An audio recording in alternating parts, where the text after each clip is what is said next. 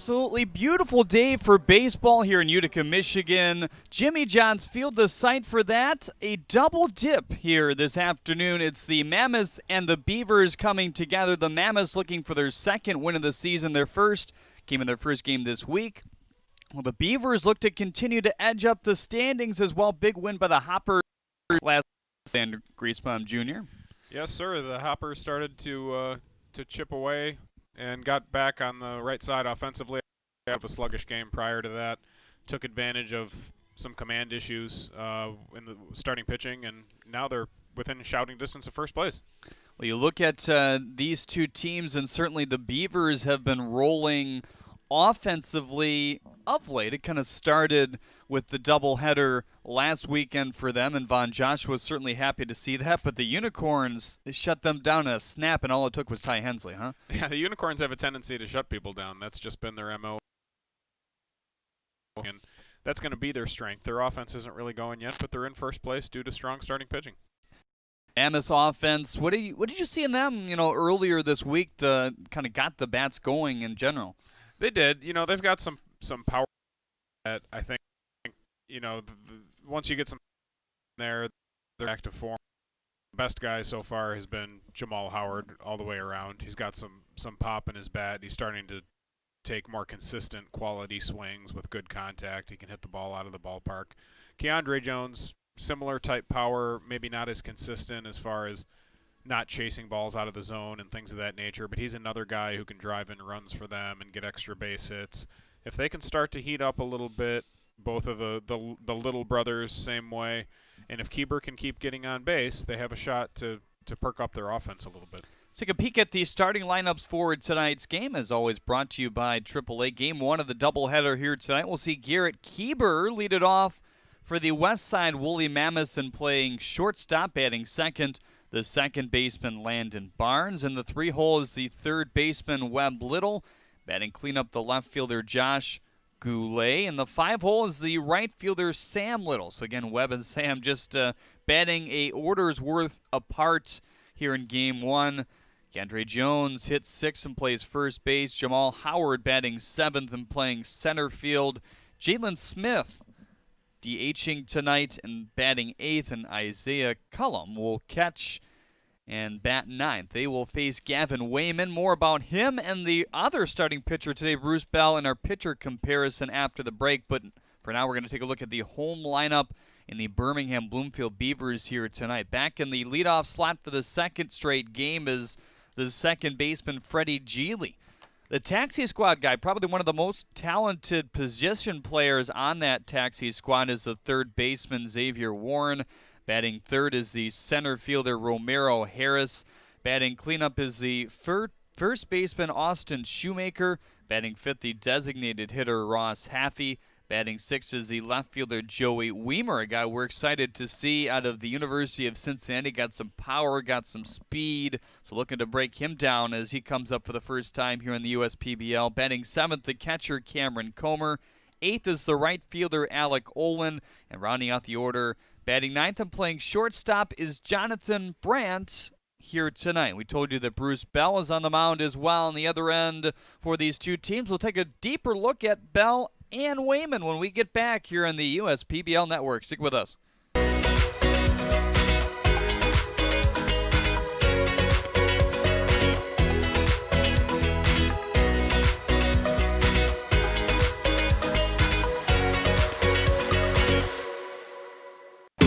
Order Jimmy John's and we'll bring it to your car door. Leave it at your front door or have it ready for you at our drive-thru. Just use jimmyjohns.com or our app to tell us what sandwiches, drinks, chips, and cookies you're hungry for. When you want it and how you want it. We're ready. The Chevy Trax from your Metro Detroit Chevy dealers has a sporty, compact design that makes it the perfect SUV for everywhere you like to roll. Lease a 2020 Trax LT front-wheel drive for just $222 a month. Put it in D and see why Chevy drives the Motor City.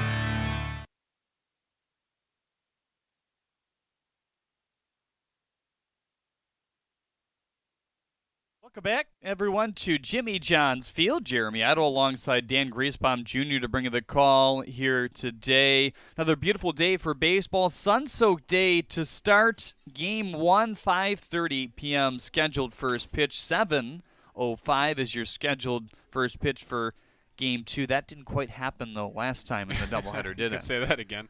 We didn't get off to a good start with the last doubleheader as far as the pitching matchup was concerned, but we're hoping for better things today. I think you've got two guys that have some potential here today as we look at our pitcher comparison brought to you by Denso here tonight. Gavin Wayman, the right-hander, 6'3", 205 out of Bridgewater, Massachusetts, will go here tonight for the Beavers. And you see Bruce Bell on the other side, the 6'tall", 190-pound man out of Louisville, Kentucky. And these guys are so new, we don't even have a pitcher yet for them. That's right. I think I caught one of them taking a picture earlier today. We'll probably get it any minute now. You see, the man down the left field line warming up in Gavin Wayman. He's a guy that is a four-seam, a two-seam, a changeup, and a curveball as well. Out of Towson, he did see some time here in the USPBL last year. Didn't exactly pan out the way he wanted to, but he's made a lot of adjustments and, really stayed in contact with Justin Orenduff and company to try to get himself back into the professional scene here tonight. Yeah, it's a familiar face at least. That Justin knows him. He knows Justin. I'm sure over this time he's made some of those types of adjustments, and now he gets a chance to put it to work. Not sure how much live action he's seen in a strange baseball summer like this, but we'll get a good idea when he comes out for the first inning. Bruce Bell, on the other hand, 23 years old. Both of these guys are today. Fastball, curveball, slider, circle change, knuckleball. He's a guy that saw some time in the Pecos League last year, just 4 games, but was a part of one of those pods that we're seeing kind of in minor league baseball / independent baseball.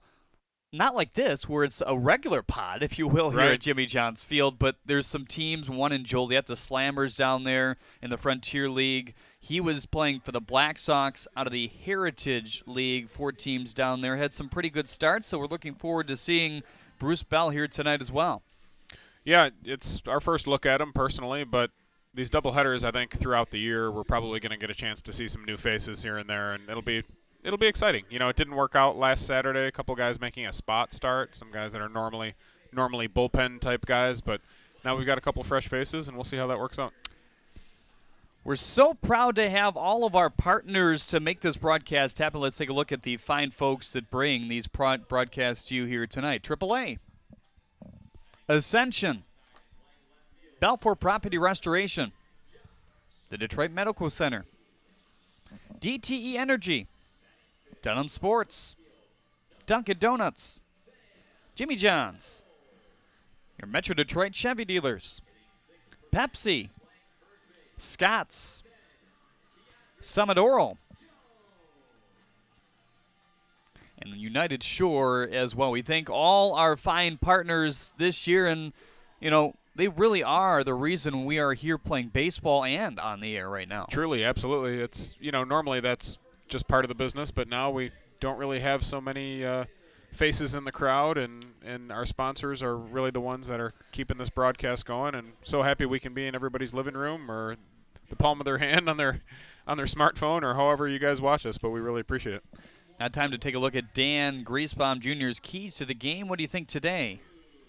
That's a great question. Obviously, the starting pitching, we don't have a ton of experience with either of these guys, but in a 5-inning game, you have a chance to get through the entire game with your starting pitcher if they can be efficient, come right after guys, and find ways to keep guys off balance. And when you have a doubleheader and can have a guy go 4 or 5 innings in this first one, it really plays well for the whole rest of the day, and I'm sure that's something that they'd love to see out of either one of these guys.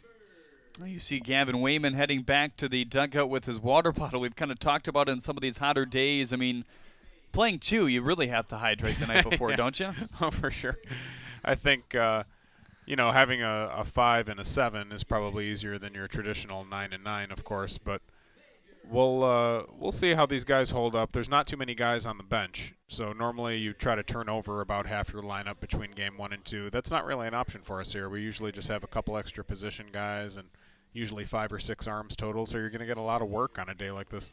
Well, the opening pitch between the Beavers and the Mammoths is coming up next here on the USPBL Network. Don't go anywhere. We'll take a look at these starting pitchers in action next.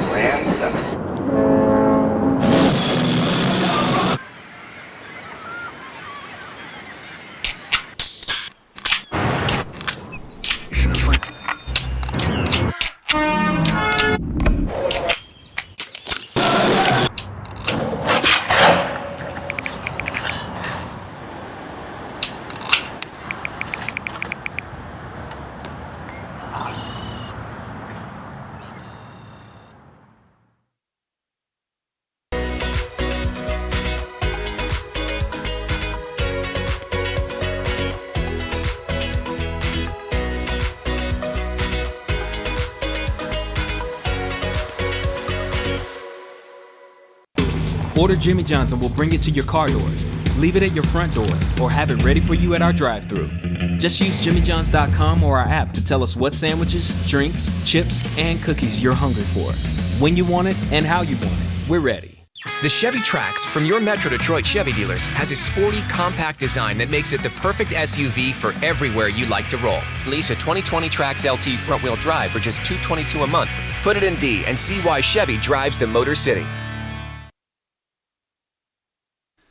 Welcome back to Jimmy John's Field, everyone. Jeremy Otto back alongside Dan Griesbaum Jr. to bring you the call here today. Taking the mound for the Beavers, Gavin Wayman, the 6'3", 205-pound, 23-year-old out of Bridgewater, Massachusetts. Strike thrower. Justin Orndorff says he has great mechanics. Just wants to limit the pitch count this evening. Had a real nice college career, 2019 especially at Towson. He led the team in ERA, wins, starts. Had a really nice season. And they thought he was good. I mean, he definitely threw strikes there. His velocity was a little bit lower than they would have liked to see out of this guy. I mean, he's not a guy that's going to overpower you. That's not what he's trying to do. He's looking to limit walks and get some contact, but they're excited to see him back in a USPBL uniform, and they think he's worked hard to get to this point here today as well.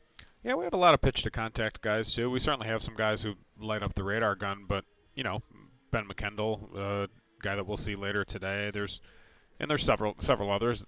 Shanahan, you know, a lot of guys pitch to contact pretty effectively for the most part, and maybe he can be one of those guys. J.D. Shoemaker, a lot of sports for him here today. Watching the Cubs, the Beavers DH this afternoon. Arizona Diamondbacks later today. Says go Beavers, and a big shout out to Austin Shoemaker and all the friends and neighbors watching.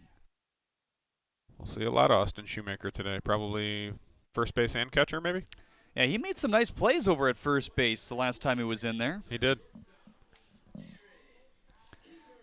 So here's Derek Keeber to kick things off in the first inning. In fact, he was charged with kind of a tough error there in extra innings, wasn't he? He was, yes. I wasn't so sure if that was an error. I thought that was a tough ball. Keeber, Barnes, and Little, your Zach Hart agency, 3 men due up in the first.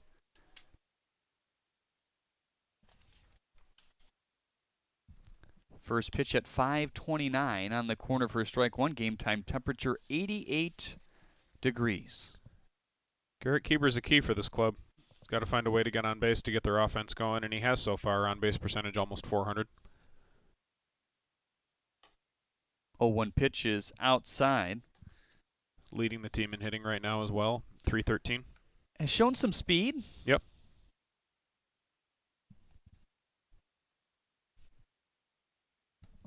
This Mammoths lineup really looking to continue where they left off. And they started to show signs in the doubleheader a week ago today, and then the rains came. Or no, that was Sunday. that was the Sunday game. They all run together as far as the long days from last weekend, but they did. It was sort of a tale of two games on Sunday.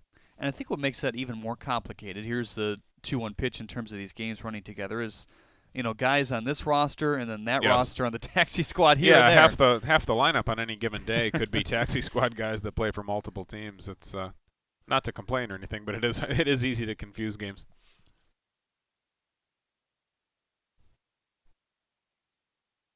Now the 3-1 pitch, swinging a ground ball to the shortstop Brandt. Over to first for the first out. Let's check the rest of that Beavers defensive alignment. Weimer, the brand new USPBL player in left, the Milwaukee draft pick. Harris in center, Oland in right, Warren down at third base, Brandt at shortstop, Geely at second, completing that solid combo up the middle. Shoemaker we mentioned over at first base, and Comer is behind the dish. Excited to see Comer come to the plate again and trying to continue what's been a decent stretch for him in the last few games. Yeah, he really looks good up there right now. He's seeing the ball really well. His swing looks good. Staying on the ball, driving it through the middle and the other way.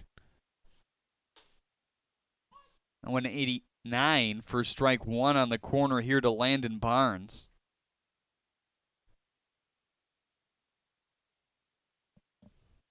Got 2 Milwaukee draft picks in the lineup, correct? We do. Xavier Warren on the other side. He'll bat second. Playing third base here, so on the left side of the diamond, all Milwaukee. A couple guys who run pretty well. Very athletic for sure. 1-1 pitch on the ground, third base side. There is Warren. How about that nifty snag? Throws it over to first, and Shoemaker able to stay on for the second out. I feel like if we want to talk about a guy, we should do that, and then they're going to get the ball hit to him, and then we can talk about him again. It seems like it happens every time. Every time we reference the guy. There's been a few too many errors, though, when that happens. Yeah. Like, what the heck? Oftentimes we say something nice about a guy, he gets the ball hit to him, and he makes an error. Here's Webb Little now trying to get it going from the 3-hole here tonight. Just 1 for 13 to start the year. That one was a double. This one crowded inside at 87. Looks like he traded spots in the order with his brother today. I believe Sam's been in the 3 spot most of the time, and Webb was 5. 1-0 pitch high. So two brothers that have played with each other pretty much all their lives, right? And I mean, it seems that way. That continues here at the professional level. And when you talk about being in quarantine, I'm sure they got more swings than most. Probably. It's a safe bet. You soft toss to me, I hit. Yep. Vice versa, right? Played at Ithaca College together as well. 2-0 is low. Did you have any brothers? I did not. I have one sister, Okay. who's a younger sister, who. Well, you have your dad, so that's a different. Yeah, yeah. Although I've always been of the belief that no matter what, you have to do a lot of work on your own. Sure. This one spins inside at 87, so that's a 4-pitch walk after he retired the first 2 on grounders, and Josh Goulet will be able to extend this here. Another guy we seem to run into quite a bit from the taxi squad. Run down some numbers on Goulet from 2019 in college because they're impressive. Hit .310, hit 13 home runs, had a .492 on base, and an .806 slugging. First pitch to Josh is a curveball in for strike 1 yesterday. For the Hoppers, had a couple walks, did score a run. Hoppers team that was able to hold on to a 5-3 victory in the end, even though it was challenged by the home run by Coley Curry. I got out of here quickly at 107 on a line to right field. Josh Goulet, then Sam Little, your Zach Hart agency man on deck here. 2 gone in a scoreless first inning.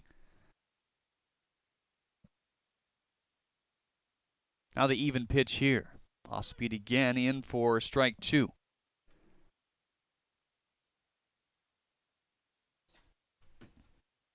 Well, Gavin, in his absence, in terms of being on a roster coming into the year, trained with a lot of affiliate guys and even a major leaguer at the same venue, at least, as Corey Kluber.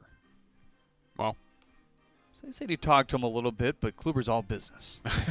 I could see that. Kind of get in, get out, do your reps. Right. Major league starting pitchers have a tendency to be that way. Get their work done and get out. Here's the 2-2 pitch. It's low at 77. Looks like he may have crossed up his catcher there. At least I thought he did, the way that Comer reacted to that one. To be honest, I'm surprised we haven't seen that more, the Right. way the field is laid out here. Not much clubhouse interaction, no real team dinners. Right. Not a lot of practice. We've seen a couple this week. Runner in motion as this one is fouled back. Trying to get Webb Little going on the base pass there. His 3rd walk of the year has put a runner on first with 2 outs. Back-to-back 3-ball counts here for Gavin Wayman.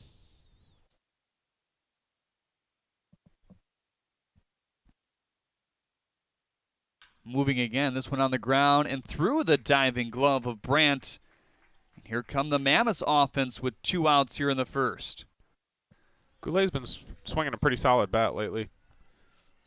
Gets a lot of at-bats. He tends to be active more often than not. And for a guy that's on the taxi squad, that's part of the idea. I mean, if they feel that they're not necessarily going to get as many at-bats as they'd like them to, they're going to put them on that and rotate them around just like Xavier Warren is doing. And part of that is also due to some of these returners. So a lot of these returners have gotten a spot.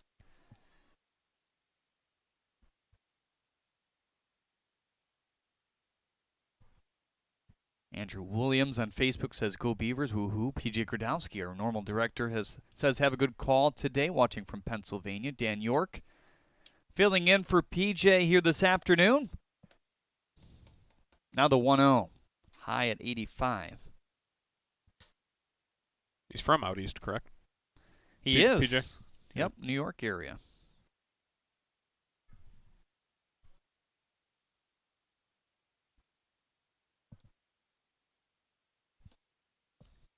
Waiting in the 2-0 now from Wayman. Briefly checks the runner at second as that one rides high.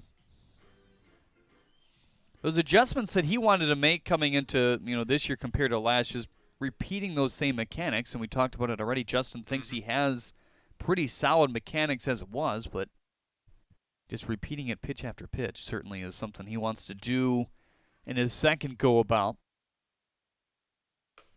3-0 is in for strike one at 85. Kind of learning how to throw his pitches to all parts of the plate. So if that means his two-seam runs in, he adjusts to throw it in a certain spot. Right. Yeah, learning how your ball moves is very important. 3-1 is high.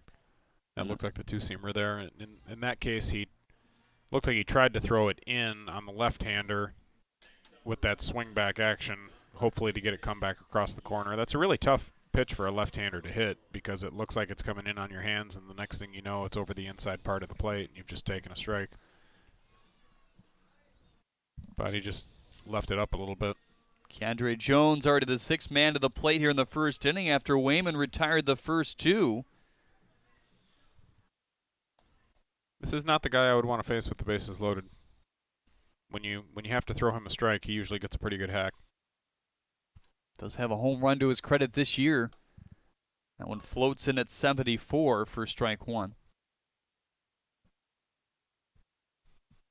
There's everybody. You got Little on third, Goulet at second, and Little over at first. So Webb and Sam both on right here. Now the 0-1. Went off speed again at 73, and Jones waited on it but couldn't get much to it. Made a couple good pitches there to get ahead. You can tell Comer's starting to learn the personnel here. That's probably the best way to get in front of Keandre Jones is a couple of curveballs that are well placed. One pitch from getting out of this once again. Here's the 0-2. Bounced it. Comer got a piece. You got to really trust your catcher if you're going to waste an 0-2 pitch in that spot.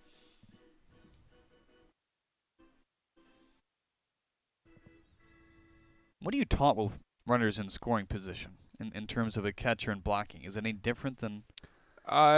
It's just more important. Not necessarily different from a technique standpoint. But when there's a guy on third, you really got to hone in on it. And in the back of your mind, you're afraid to call certain pitches, I think, sometimes if you're not real confident in your blocking. 1-2, another breaking ball. This one first base side, and Shoemaker can't quite hustle over to that one. It's a two-way street. The catcher's got to be confident in his ability to block the ball, and the pitcher has to be confident in the catcher. You don't want to give in to the hitter and not throw certain pitches or not throw your breaking ball down in the zone because you're worried about the guy on third scoring. Walk, single, walk has gotten Wayman in this jam here, and he gets himself out of it with a big-time K in inning number one. So Jones set down after the first two more, able to reach on the walk, the single, and the walk, but Wayman able to edge his way out. We'll check that Beavers lineup again when we get back on the USPBL Network.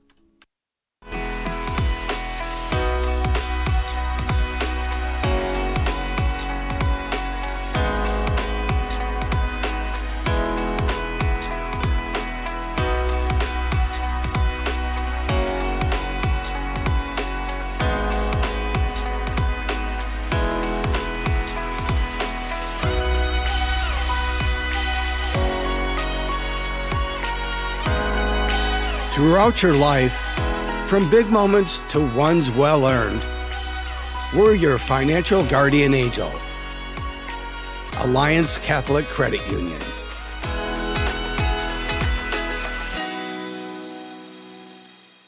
We like to do it before we go out on the weekend. We do.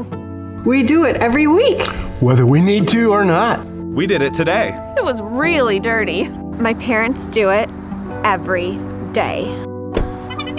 Hey, kiddo! Do it every day with the Unlimited Club only at Jack's Car Wash. Protect your car from the hot summer sun, dust, dirt, and contaminants all summer long with the Jack's Unlimited Club. Join today, starting at just $21.99 a month. Welcome back to Jimmy John's Field. Take a second peek at that Beavers lineup brought to you by AAA. Freddie Geely, the second baseman, going to lead off here. Xavier Warren batting second and playing third base. Romero Harris in the 3-hole and playing center field again here tonight for Vaughn Joshua's team. Austin Shoemaker, a guy we saw make some decent plays a couple nights ago at first base, is back in that spot and batting cleanup. Ross Haffey DHing tonight and batting fifth. Joey Weimer in the 6th hole. Certainly excited to see his bat and glove and speed out there on the base pass. Cameron Comer, Alec Olin, and Jonathan Brandt will round out the order, and they'll face Bruce Bell. He's brought to you by Denzo here today. 6 foot tall, 190-pound righty out of Louisville, Kentucky. Fastball, curveball, slider, circle change, and every once in a while the knuckler. Not sure we'll see that here today. He's still trying to work back his arsenal at this point. That'd be our first knuckler of the season if we see one. Yeah, remember we said that yesterday? We did. We talked about it on spin rate. I think I was more so talking about, do we have a dedicated knuckleballer? But it's Oh, not that's often. right. It's not often you see though any guy who does actually throw it. Right. Freddie Geely striding into the box here, 7 for 26 to start the year. He did miss the doubleheader last week because of that bursitis in his elbow. See him wearing that pad.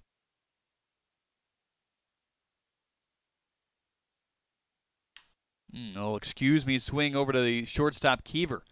Plays it across his body, but Geely is safe over at first. Yeah, that looked like trouble from the second he touched it. Just with his speed, the way he gets out of the box, and how the shortstop was going to have to go to his right, looked like an infield base hit all the way. Here comes Xavier Warren now. 0 for 4 with 4 Ks a couple nights ago. I did some digging, Dan. I checked the CMU site, and I'm like, there's no way he had 4 Ks in the distant future. And the truth is, there's plenty of 0 for 4s mixed in there, as there is with any baseball season and any good hitter, but I couldn't find one in his junior or sophomore campaign. I did reach out to the sports info department over there. Haven't heard back quite yet, but could not see his game-by-game freshman year, but still. I'd be willing to bet that he did not, but who knows? First pitch high and away to Xavier here. I wouldn't expect it at any level with him just because he has the bat speed. He has the strike zone discipline. He doesn't have a drastic launch angle type swing. I can't imagine seeing him strike out a lot against any pitcher. 1-0 pitch high, chopper over to first base, and that's going to scoot in danger territory down there. I don't think Geely realized what exactly happened on that play, so he was sliding. Might have pushed it to move to third, but he could have had a shot. Talk about some unorthodox hits thus far. Just a little cue ball that bounced down the first base line. Jones did all he could with his athleticism over there to try to stretch that glove. Here comes Romero Harris once again.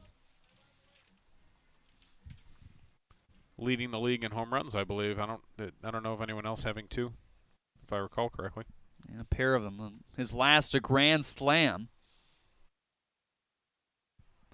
And it's not a real surprise that a guy like Harris is slowed because he said, hey, I didn't have a lot of reps in quarantine myself. My last ball was in the California Winter League with Vaughn Joshua, where he hit over 400. So we knew this bat would turn around. Oh, yeah.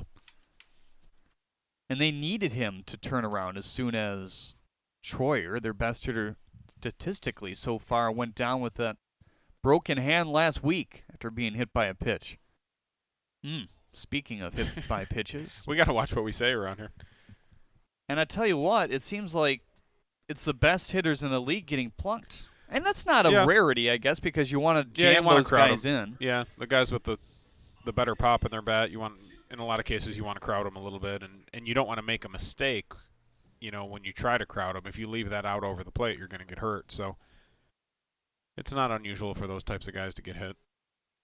Check the defense now on their side. Golay in left, Howard in center, Sam Little in right, Webb Little at third, Keeber and Smith up the middle, and Jones at first with Cullum completing the battery here today. Bases are loaded all of a sudden. Both teams loading the bases in the first inning. This one looks a lot different. I mean, you saw the first two batters retired for the Mammoths, but these are the first three batters that are reaching here in the first. Nobody out. Good opportunity here for the Beavers. Shoemaker has a double so far this year. 0-1, another check swing. That's going to find its way through, believe it or not. One run around to score. Joshua sending the second. That throw is going to airmail and sail and allow two more runners to advance. And just like that, it's 2-0 Beavers. I don't think I've ever seen before what I just saw on that overthrow. Bell, as any smart pitcher would, was backing up home plate, and the ball sailed so high over his head that he went to jump, but Freddie Geely was behind him telling the base runner, whether to slide or not. He actually jumped over Geely. Really? I had my eyes trained on the left side of the field, so I didn't see that. That combined with the fact that it was a check swing, just what an unusual play. 2 check swing hits, and this one went out of the infield. It's not often you see that. Here's some more power in Ross Haffey. Inside at 78 there. Looked like a slider that didn't really break.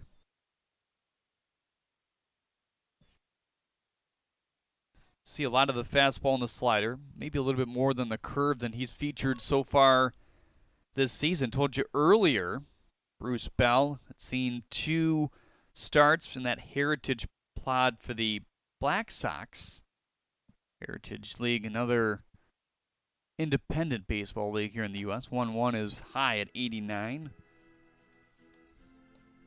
His first start, 3 innings, 3 runs. Second start, much better, 5 innings, 12 Ks to 3 walks for the Sox. Still regaining that command, certainly, as that one popped high.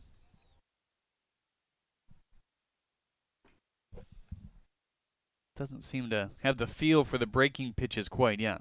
He's not catching any breaks either. There hasn't really been any significant hard contact yet, but he's down 2-0 already with nobody out. 3-1 is high. He walked him, so that reloads the bases, and there still are no outs here in the first inning. And Dan, they make this first game 5 innings for a reason, but the hitters and the pitchers aren't responding. No. And I was just about to say this might be time for a mound visit, and I'm not sure if the catcher initiated that one or the manager, but this is definitely a good time for a mound visit. Take a deep breath. Facing a new hitter here now in his first at-bat of the season, so reestablish yourself a little bit. Come after the new bat and see if you can get back on track. Joey Wiemer, as we said, Milwaukee 4th-round draft pick. We've got Milwaukee's 3rd round and their 4th-round pick here in the lineup today. How about that? Yeah, not bad. It's interesting. Not bad. This guy's really a plus runner. That's really his tool. He can really run.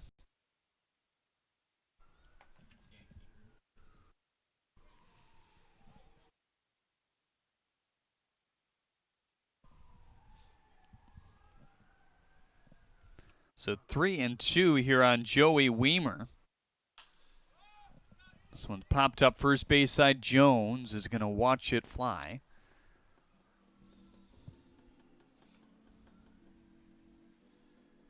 There's that ball. Nice shot. It's funny to see some of the balls drop into the stands in Major League Baseball. You see the fake crowd in LA. Did you see that? They put I together did. the cutouts. I did see that. I saw one guy, I don't think it was LA, I think it might have been Chicago. Flubbed up the middle. That's going to get through, and we'll score 2 more runs easily once again here. A 4 spot in this first inning for the Beavers on little bloops. Yeah, not a bad first at bat there for Joey Weimer, picking up a couple RBIs. Stayed inside that ball. He didn't get all of it, but stayed inside it. Nice bat path and forced it into center field. So Happy to second base, Weimer over to first, and now Cameron Comer will get his first shot here. This guy does not give you any break at the bottom of the lineup right now, that's for sure. He's swinging the bat pretty good. 5 for 22 now. 3 extra base hits, pair of doubles, and a homer. Kind of that one breakout game that got him going. Yep. That timing mechanism is still something that Von Joshua is working on with him. He just kept hammering the ball into left center field over and over and over again that day. He was just on everything.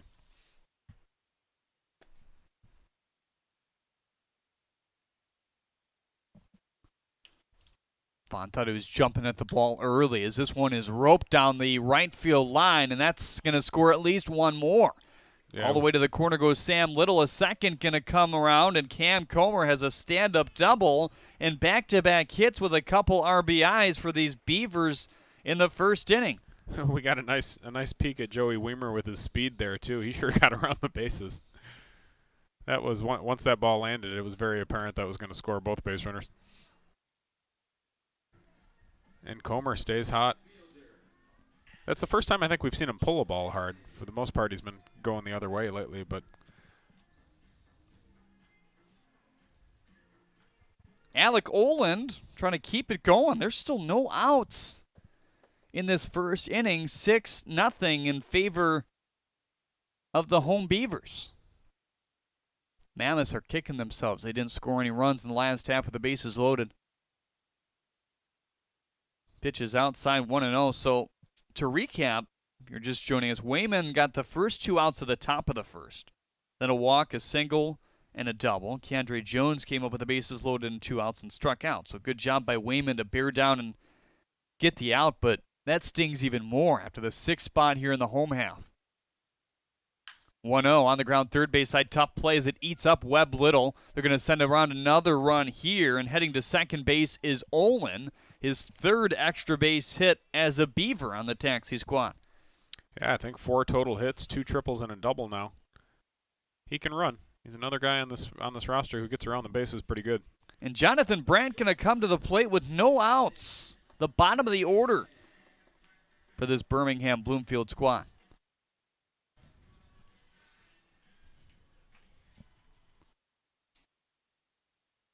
Brandt's another guy that Von Joshua has been working with pretty closely. Said he's starting to get those tweaks slowly. It's not easy to implement tweaks into a swing or a stance in a game, though, is it? Not when you have the lack of practice time like we're faced with right now. It's very hard because you don't really want to you can't really think about a lot of that stuff in the middle of a game. You know, that's more for your reps in practice, and you want to get used to it and get a feel for it. And then in a game, you hope that it becomes second nature by that point. You've got enough to deal with when you're looking out there at the pitcher. Now the 1-0. Swing and a miss at the top of the zone at 87. Single, single, HBP, single, walk, single, double, double has been the long line against the Mammoths here in the bottom of the first inning. 3 players with 2 RBI hits.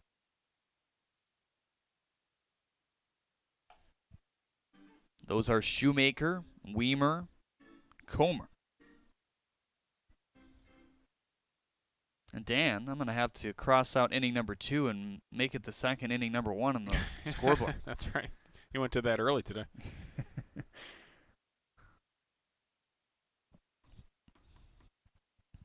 1-2 pitch outside, 2-2. There is no action in the Mammoths pen currently. Might get action in the Beavers pen just so their starter doesn't get too cold, sitting around right. waiting to come out for the second inning.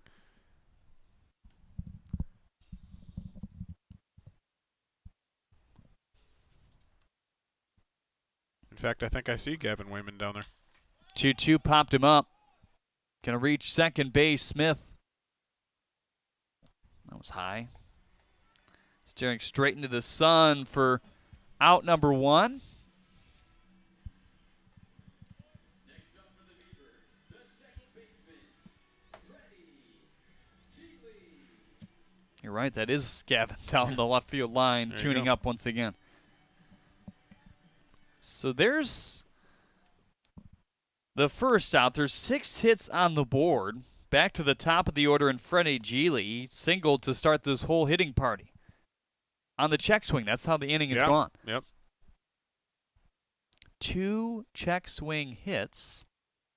Joey Weimer was the last, and he got 2 RBIs out of it. Right. So, There's one good thing about seeing a check swing hit, and if you hit a ball with some force on a check swing, then you know that your bat path is pretty good. Your hands are in a pretty strong position, and you're staying in the hitting zone. So it is a good sign to a certain degree with a hitter if you ever see that. outside at 85. Freddie Geely, of course, generally a pretty good contact hitter. Not a surprise to see something like that from him. Do you have a lot of those check swing hits yourselves or no? Not a lot. I do recall a couple though.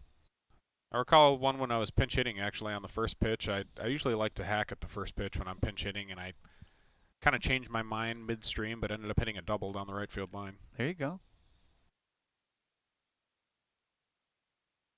Runner on second with 1 out. Dancing there is Alec Olin. The 2-0 pitch is high, 3-0. Got a hot tip yesterday on Freddie Geely from a friend. Young man by the name of Jake Druin informed me that Freddie is his coach of his 10U team. There you go. Yeah, the D Las Vegas out of the Warriors, I believe they're called, out of the Westside. Do they play over at Rice's Field? Probably not because of their age, but Okay. I think there are older teams probably do. Yeah. Some of the older teams in that organization. But the Rice has put together a pretty nice facility there, just behind the runway of the Troy Airport. Yep. The Stevens family complex. That's the cool thing. I don't know if you probably played there, right? I You coached coached there, yes. The coolest thing is you see those planes go up. You Yeah. see the balls go out. Is Right. one going to hit it? It's like I think Shea and what's the new one for the Mets? City Field. Mhm. You have a tendency to see that kind of thing. Yeah. 3-2 is low and inside. Geely on for the second time here in the first inning. Xavier Warren will come up again. This is not a guy you want to see when you're struggling to get outs.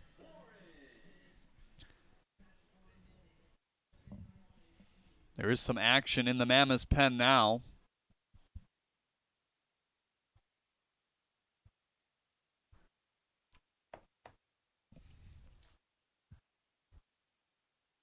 Romero Harris would be next. He's your Zach Hart agency man on deck here in the first. 7 runs already in, 6 hits. No errors thus far as there's a swing and a miss by Warren.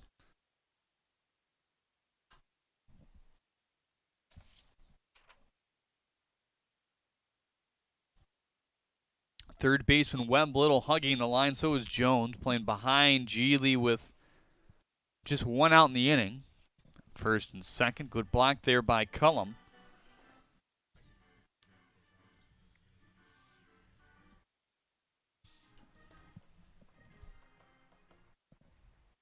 Outfield shaded towards the right. There is a fair gap in right center field as Howard is just to the right of the flagpole, which is limp here today in a hot 88-degree afternoon / early evening.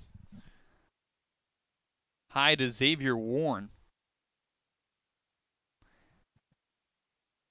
Kind of pondering what we're seeing here in the USPBL this year on a drive to the ballpark, and it's almost comparable to see a guy like Warren play for an independent team and still be a member of the Milwaukee organization. The 2-1 is a tapper foul. It's almost like a lockout shortened season. You know what I mean? Yeah. Like the Yeah. Vipers back in the day in hockey Right. playing at the Palace. You Yeah, saw they those picked up some NHL guys. Yeah, I remember that. Gordie Howe, I think, even suited up for a game or two. He did it. What was it? It was a shift Was it 5 different decades he played? Yes. Played pro hockey. Yep. Mr. Hockey. For good reason. Actually, I think it might have been 6 decades. Incredible. 2-2 pitch, liner to right. Little sees it bounce right to him, and with a 7-run lead, they're not going to test it here as Oland remains at third, but the bases are loaded here again in the first. Station to station baseball right now. And meanwhile, Wayman still trying to stay loose in left field. This game started at 5:29. It's now 6:04. Looks like this might be it.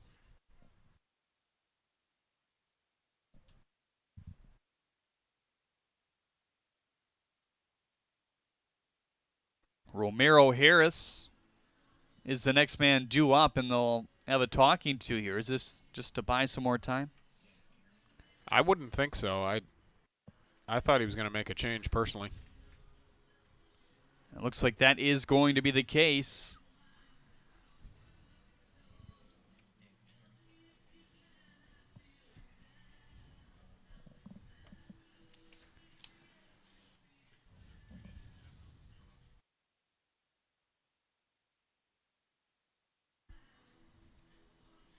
Check some comments on Facebook and YouTube. Tracy McCurvey says, go Beavers, and go Jonathan. Christopher Sadowski says, go Beavers as well. Christian Gibbons is watching. Hello, Christian. Terry King says he's watching as well. On YouTube. Olivia Restarek says, go Freddie. Freddie Giulia, we assume. So we thank everyone for watching here today. Feel free to chime in the comments on Facebook and YouTube. So Jack Corbell taking over on the bump for the Mammoths. Bruce Bell lasts just 1 out. That doesn't bode well for a doubleheader when you're a club that's already got a short bullpen, you know, as every club does this season in this league.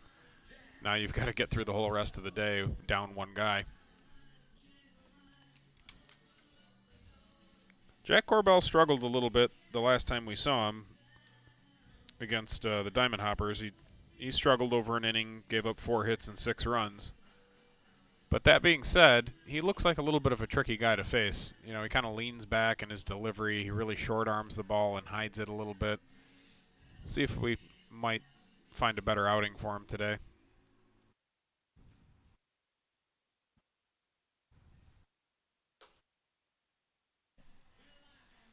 Jeremy Otto alongside Dan Griesbaum Jr. here today. Another Hoffman Dental pitching change.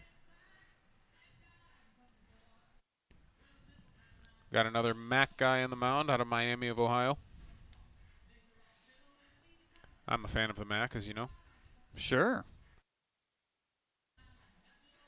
They produced some quality talent, certainly over the years. Definitely. There's some fans enjoying some popcorn here at Jimmy John's Field. Looks like Westside Woolly Mammoth fans as well. Yeah, House divided, though. Unicorn shirt from her mom there, looks like. Yeah, not unusual to see the homes divided among the fans in this league. My home's the same way. I've got one of my kids is about the Hoppers, and the other one's about the Mammoths. There you go. They got gear? Or not yet? Yeah. Actually, what made me think of it is I just gave them each a hat and a T-shirt last night. There you go. I definitely understand liking the Mammoths gear. They have pretty sharp stuff. Good looking logo. Romero Harris was the third man to come up here in the first inning. He was hit by a pitch, came around to score. Geely, Warren, Harris, Shoemaker, Haffey, Weimer, Comer have all come around to score. Everyone in this game has reached in the first besides Jonathan Brandt for the Beavers. Well, let's hope we don't see him again this inning. That means I have to cross things out again. And I already put this on here. A whole nother inning on your score sheet. Not sure I've ever done that before. First pitch to Harris, popped him up. Cullum and Jones trying to converge, going to nowhere's land there. And Can't quite track that one down.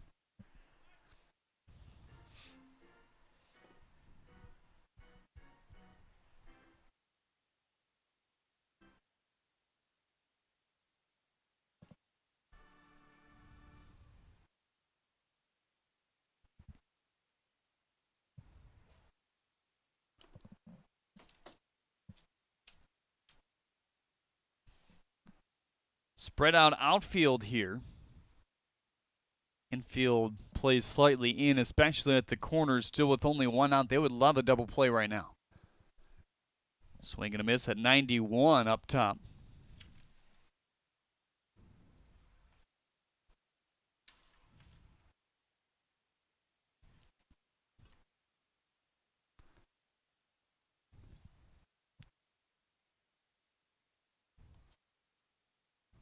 Now the 0-2 pitch. Popped it foul.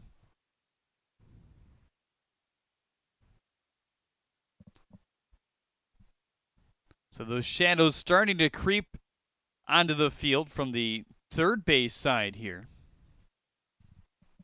Those are usually covering home plate by the time the 7:05 game starts. Your normal weekday start time. 0-2 fly ball to right field. That's chasing Sam Little back to the edge of the grass, right near the warning track, and they're going to tag and score the 8th run of the ball game here in the first. Alec Olin crosses the plate. Also moving up to third is Freddie Geely.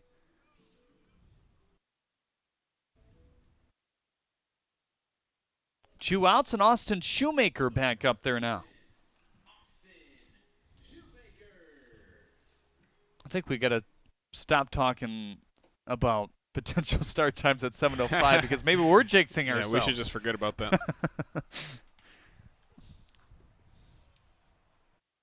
Or we could start this first one at 4. Right. This is the 13th man to the plate here in the first inning. Holy moly. Don't see that a whole lot. First pitch to Shoemaker is in for strike one. He had one of the 2 RBI singles back in the first. Sort of a check swing variety also. Terry King says, wow, the second time this inning that Shoe could get an RBI. And Shoemaker, she's talking about on Facebook. Christian Gibbons says the show looking good today on Facebook as well. 0-1 pitch is in for strike 2. Ross Haffey would be next. He had a walk. Came around to score.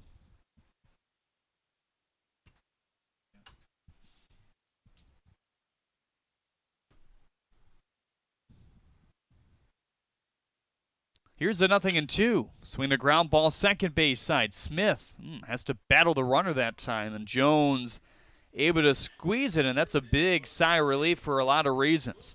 13 men come to the plate, 7 hits, 3 walks, a hit by pitch. 7-0 is the score in favor of the Beavers. We head to the second inning, and it's trivia time, Dan Griesbaum. All right, good. Let's try something new. Dig out this script here. I've got 4 in a row to date, so. Here we go. Which band is known by the 2 frontmen wearing long beards? Long beards, I think, is ZZ Top out of those choices. I think that's ZZ Top. You sure? Yeah, I'm going to stick with it. That's my final answer. It is ZZ Top. All right, 5 in a row. 5 in a row. I'm staying hot. Sad news. Before the game here today, Regis Philbin did pass away. That's right. I should have done more of an homage there with my final answer. That's a good point. It's kind of crazy that yesterday we were just talking about that, and yep. You know, you and I kind of conferred and said, yeah, he wasn't sick or anything, was he? And the article I read did say he died from natural causes. But I thought he was working still. I think you and I need to stop talking about people. I think we've established that already today. But yeah, that is very sad news. Good baseball fan actually. Regis was. Yeah. Big Notre Dame fan as well. Certainly enjoyed his game show career as well as his talk show career. Yeah, one of those guys that's done a lot of things. I mean, you see so many guys in today's broadcasting world that wear so many hats. Oh, yeah. I mean, the Millionaire Show was the hottest thing going for a Sure. period of time. It was while I was in college. I remember it well, sitting around the dorms and with the guys watching a quiz show. Who would have thought? But that's how popular it was. Yeah, I used to sit with my dad's side of the family, down in the basement. We'd go over to my grandma's house every Saturday evening, and Who Wants to Be a Millionaire would often be watched down there. Yep. I remember the first time, I believe it was the first time that someone won the $1 million. The $1 million question was baseball related. Was it really? Yes, it was about where are the Major League Baseballs manufactured, and I don't quote me on this, but I believe it was Costa Rica was the correct answer. Well, maybe we can look that up when we get a chance. But Yeah. I recall a $1 million question being about the manufacturing of Major League Baseballs. That's pretty cool. Yeah. 1-1 pitch is in for strike 2 here on Jamal Howard. You and I are going to have to talk about a lot of interesting things today, I have a feeling. Could be a long day if we don't mix in some non-baseball talk here and there. 1-2 pitch, swing and a miss by Jamal Howard. These guys almost need to take BP again. They probably feel like. I think not being in the starting lineup for this game would be a very hard assignment if you're playing the second game. There are going to be a few changes, so maybe they'll try it out to the cages beyond left field to try to hit. Definitely.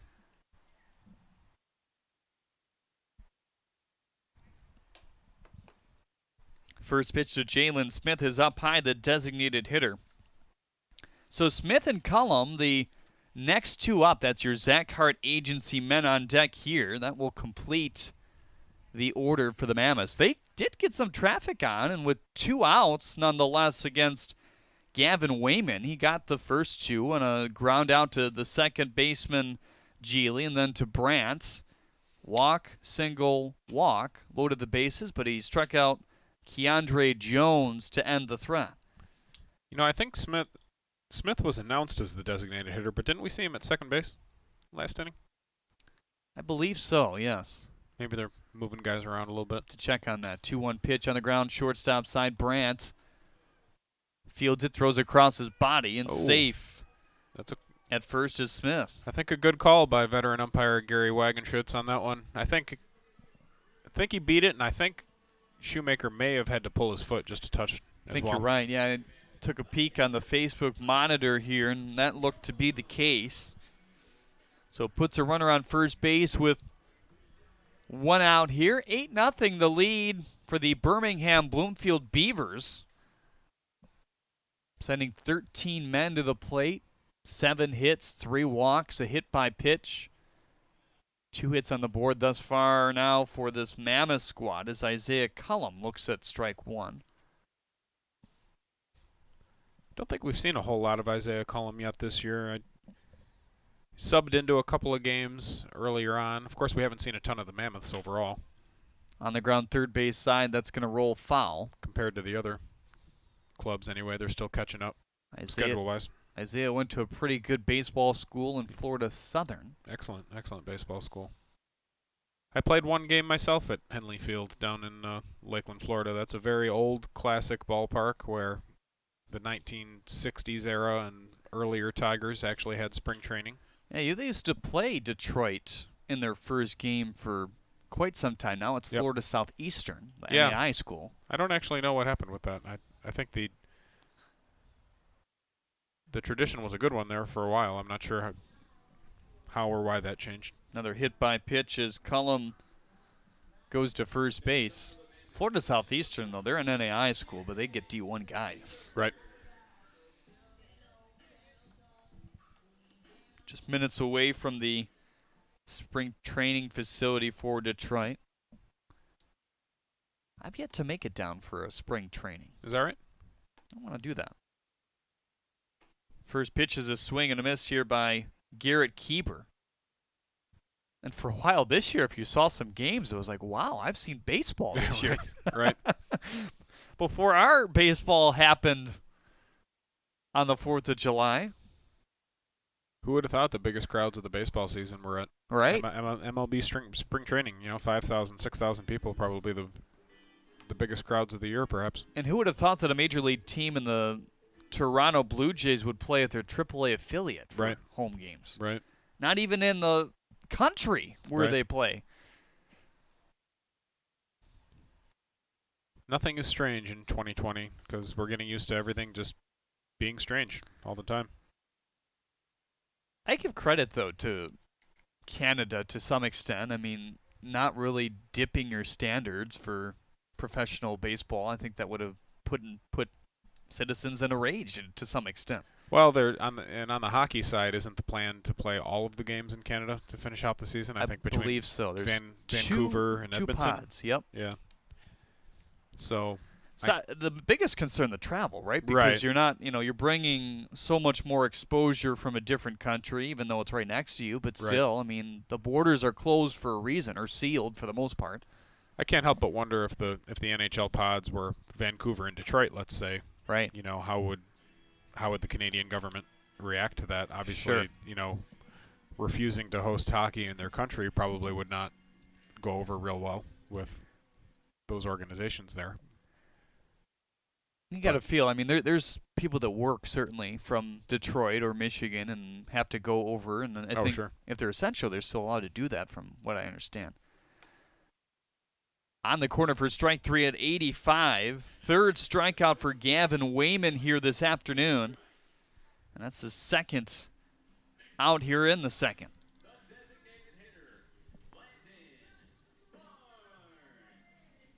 Landon Barnes now comes up. He's 2 for 14 to start the year, hitting in the 2-hole today for Paul Nickenbrugge's squad.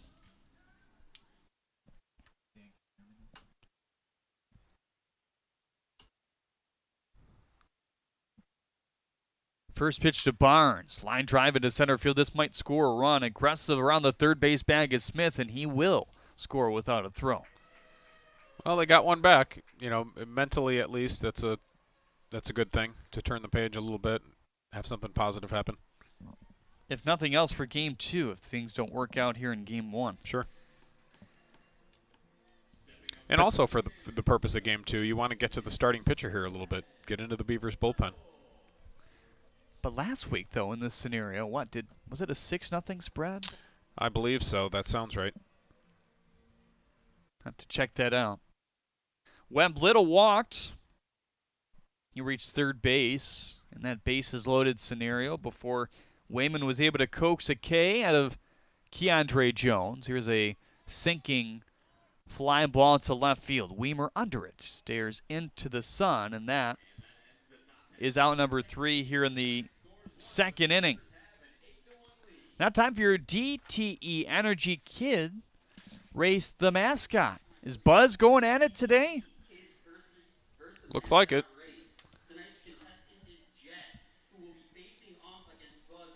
So it's Jed, the young man, racing around the diamond here today.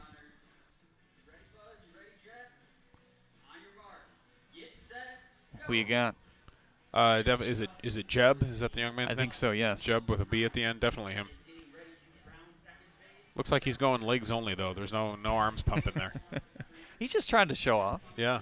Says, I don't even need do this. Yeah, I don't even need my arms to beat this beaver. He might slow down. I mean, he's going to showboat a little bit, I think, here. Where is looks like Woolie's not here though. No Wooly. Yeah, usually Wooly is hanging out by home plate there, cheering on the young man or young woman. So there's your DTE Kids Race the Mascot. We also want to remind you to get gear like Buzz and to get some Mammoths gear or Beavers gear. You can head right to uspbl.com/shop to purchase your favorite team gear here today. So what did you bring home yesterday for your kids? For Danny, the Mammoths fan, we got a blue hat and a blue T-shirt. Cool. For Blake, the Hoppers fan, we got the game Hoppers hat, the green one, and an orange T-shirt. Very nice. He's a big fan of Ribby, the mascot. Would love to get them to a game, of course, but like everyone watching this broadcast, probably it's just not a possibility right now. Eric Kresser says, let's go Gavin. Way to get out of that jam. Gavin has worked out of 2 jams so far. Did give up a run in that second inning as Jack Corbell will toss for his first complete inning. He came in, then gave up the sac fly to Romero Harris to right for the RBI. Another run came in, but then the ground ball off the bat of Austin Shoemaker. And that got him out of the monster inning for this Beavers offense. If you're Jack Corbell, you're just tasked with trying to keep this thing right where it's at and give your team quality innings. It might not be super likely that you're going to come back and win, but you want to just try and get through this game without using too much of your bullpen and get on to game 2. Certainly, because these USPBL rosters are limited as it is. Right. Well, even in a major league game. On the ground to Webb Little. 1 up and 1 down, exactly what Paul Nickenbrugge would love to see here in the inning. Even in a major league doubleheader, they generally have 11 or 12 pitchers on their roster, but for a doubleheader, you're allowed to add another one from the minor leagues as a special move, so they're going to a 13th pitcher in the major leagues. Here we've got probably 5 or 6 active guys that could potentially throw in a doubleheader, so you've got to be efficient with your pitches, and if you get a bad start, it can really set you back for the rest of the day. Corbell threw 77 innings for the Red Hawks' senior year, 100 in his career between his junior and senior campaign. 37 earned runs in the career, an ERA of 3.31, 42 walks to 74 strikeouts. Full-time reliever in 18, full-time starter in 19. Here's the 0-1. Whittled on the ground. Today that might be just enough to get on base. Keeper over to first. Yes, it is. That could have gone either way, but he sure gets down the line fast for a right-handed hitter. He's got long strides. And I'm sure he'll get a lot of those throughout his minor league and or major league career if he does make it to the show with Milwaukee. But 2 unorthodox hits to start it off in the USPBL. The check swing and 2 RBIs into left and now the infield. Single for Mr. Weimer. Take him any way you can get him, and especially if you run like that, you want to make as much contact as you can. You always have a chance. First pitch to Cameron Comer is a strike. He doubled and drove in 2 back in that first inning as well. Average starting to creep up slowly but surely.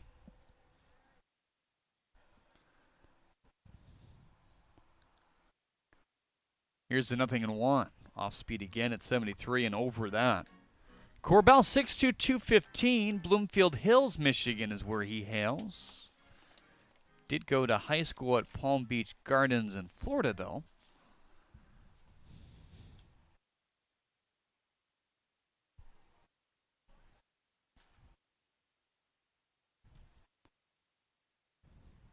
Now the 0-2. Swing and a miss. Buried that fastball in the outside corner. Nice change of speeds with 2 strikes. Gives him the second out of the inning with a runner on first. We haven't seen Comer do that in a while. Alec Olin the last shot. How about the at-bats and hits for Olin with the Beavers? Now remember, he's a taxi squad guy, so he's been all around, but a lot of at-bats with Birmingham Bloomfield, 24 of them. He now has 4 hits, all of them for extra bases. 7 walks compared to 8 Ks as that one piped in for strike 1. He's an example of a guy who, if he cuts down on his strikeouts, could really be more effective. Another guy that gets out of the box really well for a right-handed hitter, runs the base as well. Uncomfortable looking pickoff attempt there from Corbell. Did he just get stuck on the slab maybe? It's possible. Looked like he reached down to do something there. It's a bright day. I feel like I want to put on my sunglasses here today, but it's certainly earlier than we normally play as well. 0-1 is fouled back. Now, I am a guy who has glasses. I know you've seen this on camera a couple times, but I do the dorky sunglasses over the glasses right now because I do not have prescription sunglasses. I've told myself over and over again for the last 2 or 3 years, I'm going to do it. I'm going to go, to the eye doctor and make sure it's the right prescription still and go in and get those prescription sunglasses. I just haven't done it. I feel like you don't have contact lenses either? I don't. Funny story, this one outside, or sad story, whatever you want to say. I tried the contact class, quote-unquote, twice, and I couldn't put them in. Really? Okay. You a contact guy? No, I'm close to 20/20. I don't have superb vision, but it's not to a level where they say I need any assistance, at least not yet. Yeah, my prescription is still pretty minimal, but I need them for sure.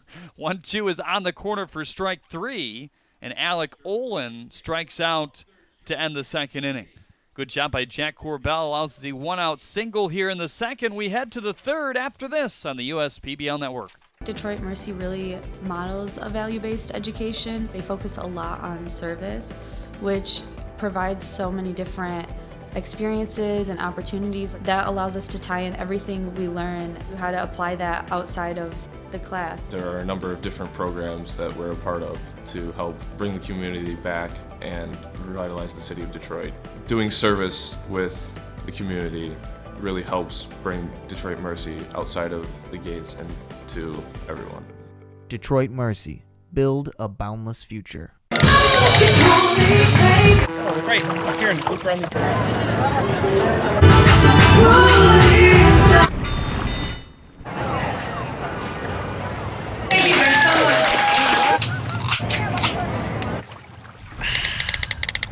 Give it.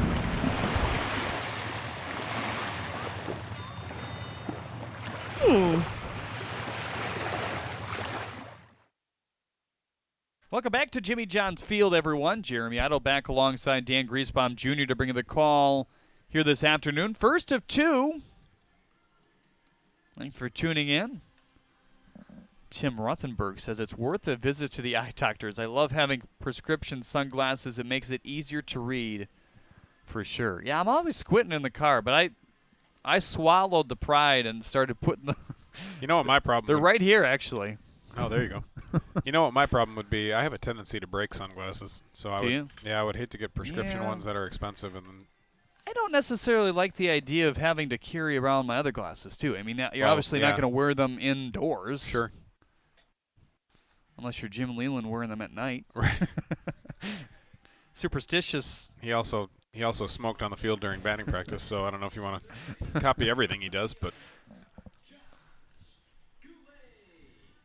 Josh Goulet leads off the third inning here for the Mammoths. Singled back in the first inning and was stranded at second base in the end. Wayman has worked himself out of a couple of jams. He did see a run score in the last half. That's going to bounce its way out of play here. Andrew Franklin says, I can't do contacts either. You're not alone. Thank you, Andrew. I would expect it to be hard. I don't know anything about it, and I've never tried it, but I would expect it to be hard, absolutely. Well, the biggest thing you got to get used to is touching your eye. Right. I mean, why would anyone ever touch your eye? Why would you touch your own eye? It's not a natural thing. And not blinking as this one rides outside.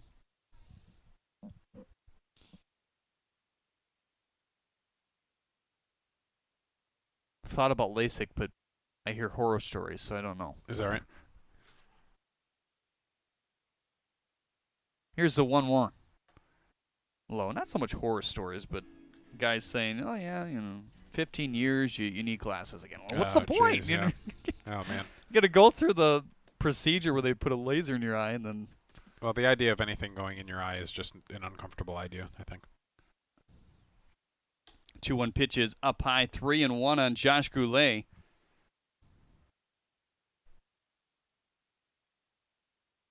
Sam Little playing right field. So your Zach Hart agency man on deck here in the third. Keandre Jones struck out swinging back in the first inning. 3-1 pitch is fouled off.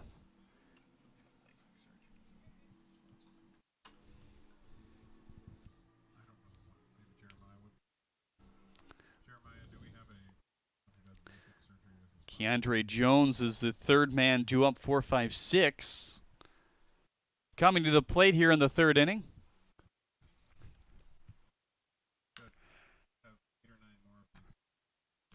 Three-two pitch is fouled down the third base line.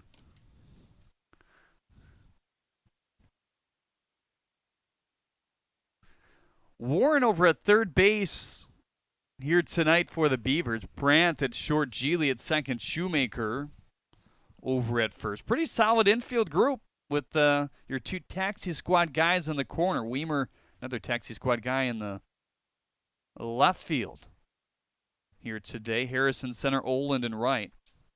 Yeah, I would take my chances with this group defensively, that's for sure. This is maybe the most taxis we've seen in the lineup. That's possible. Because you got Olin, who's that. Weimer in left, who is. Jalen Smith, too. Yeah. Well, when we have Hoppers games, we're not going to see as many because they have a core of returning guys that I think is bigger than the other teams. Sure. Leadoff walk here in the third inning for Gavin Wayman.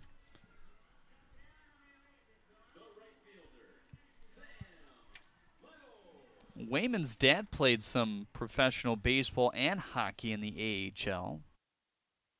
His uncle also playing professionally. He was actually born in Canada.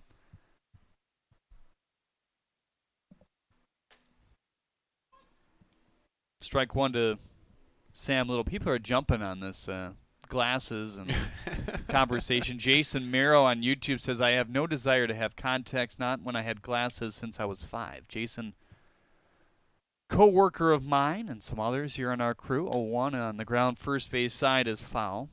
So hello, Jason. Hope you're doing well. You can chime in with us on Facebook and YouTube. Who do you think of when you think of a baseball player wearing glasses? Anyone pop in your mind first? Not right off the bat. I can picture some guys, but I can't think of their names. I'm seeing Johnny Grubb right now in my head. Yeah. 0-2 is low. I feel like there's a reliever. Dan Quisenberry, I think, did a little bit. Of course, I'm older than you are, so I have a lot of 80s memories. You may not have as many of those. Randy Dobnak. How about that? And he actually had a great start here today. We'll pull up his stats in a second. 1-2 is a swing and a miss. Yeah, that's a good call. I searched MLB players with glasses on Google, and it says there are only 2 players in the Baseball Hall of Fame to have worn eyeglasses during play. Okay. Chick Haffey and Reggie Jackson. Okay. Yeah, Reggie Jackson, that's one I should have thought of. I don't know much about Chick Haffey, I'll be honest with you. I should have thought of Randy Dobnak, of course. But I feel like his are maybe more athletic-looking glasses. Is that right? No, I would say so, yeah. Line drive to center. Harris coming in, slides and makes the play. Tries to double him off over at first, but Goulet is back in time.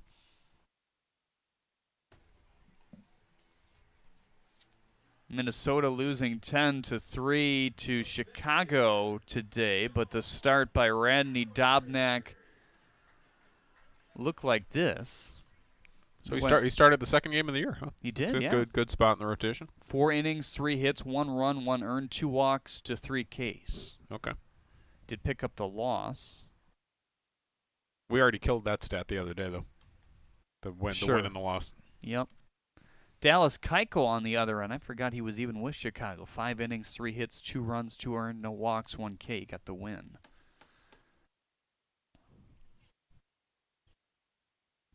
Oh, 1 is fouled back to the screen. Kind of have to do a second glance at a lot of these teams because there's so much time in between free agency and when games actually start. You're like, oh, yeah, that guy was traded or that guy signed in X, Y, or Z. Very much so. And with a pending labor agreement coming up, there could be a lot of uncertainty before the next season as well.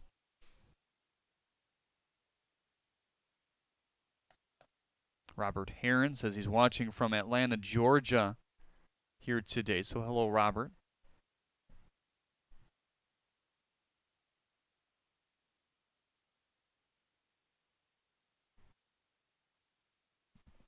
Here's the 0-2 pitch. Swing and a miss. Jamal Howard goes down, and after the leadoff walk here for Wayman in the third, strikeout, line out, strikeout as well. So good job to strand some more runners. Still a big lead for the Beavers here on the USPBL Network.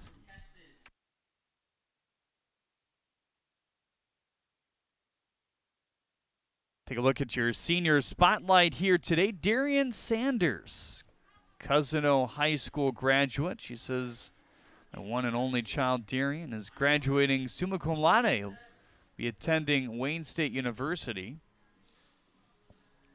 Excellent. Are they the Patriots at Cousino? Yes. Is that right? Do you ever get stumped on the high school mascots? Or are you pretty good at that? Sometimes. I know some of the obscure ones for sure. I bet. You have the whole Catholic League down? Yes. You got any to fire at me here? In the Catholic League? Yeah, I'm sure you'd get them all. Have to think of somebody. Well, a recent addition to the Catholic League. How about University Liggett? The Knights. Okay. And the Knights had a pretty good hockey run. They did. He knocked out UD Jesuit, one of the best teams in D3, and Grosse Pointe South. Yeah, the South game was definitely an upset. I think South beat them earlier in the year. That was unexpected. The whole division thing in hockey has me a little stumped, though, because there's a lot of schools playing Division III hockey that play Division I other stuff. I never really understood that completely. I remember one year, I think it was either Brother Rice or De La Salle. I'm sorry if I get the wrong one, but they won the Division III hockey championship, and I'm thinking to myself, how could that team be Division III? Yeah, it's De La Salle, I think, just a few years back.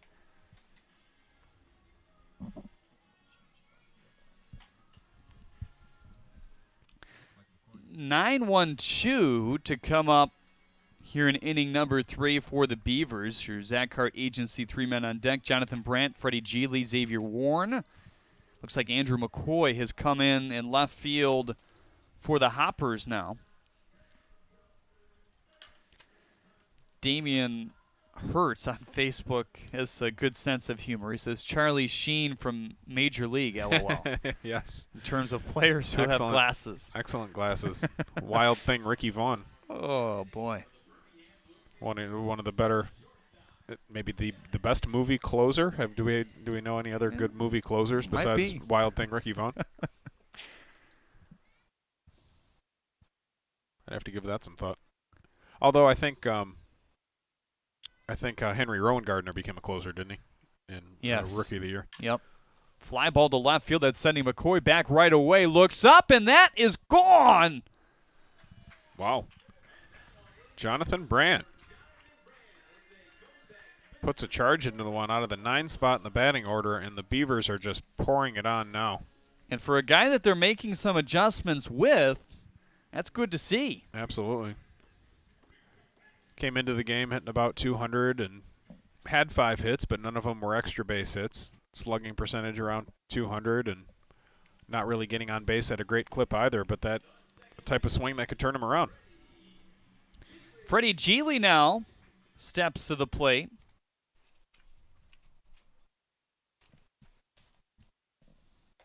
Back in that first inning, batted twice, single and a walk. They sent 13 men to the plate, have not scored since, as a shutout inning by Jack Corbell in the second stranded a one-out single. That was all the traffic for this Beavers squad then. Got to be a sigh of relief from a lot of standpoints. We had a commenter on YouTube said, need a shot here, Brant. He answered the bell. He saw you. He sure did.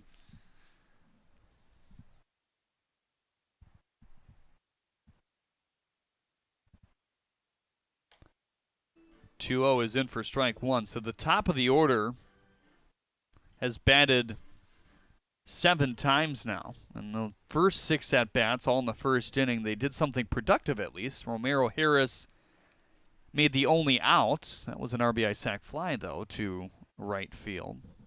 Produced 3 runs back in the first. 3 hits in total, a walk, a hit by pitch as well. Harris was the beneficiary of the HBP.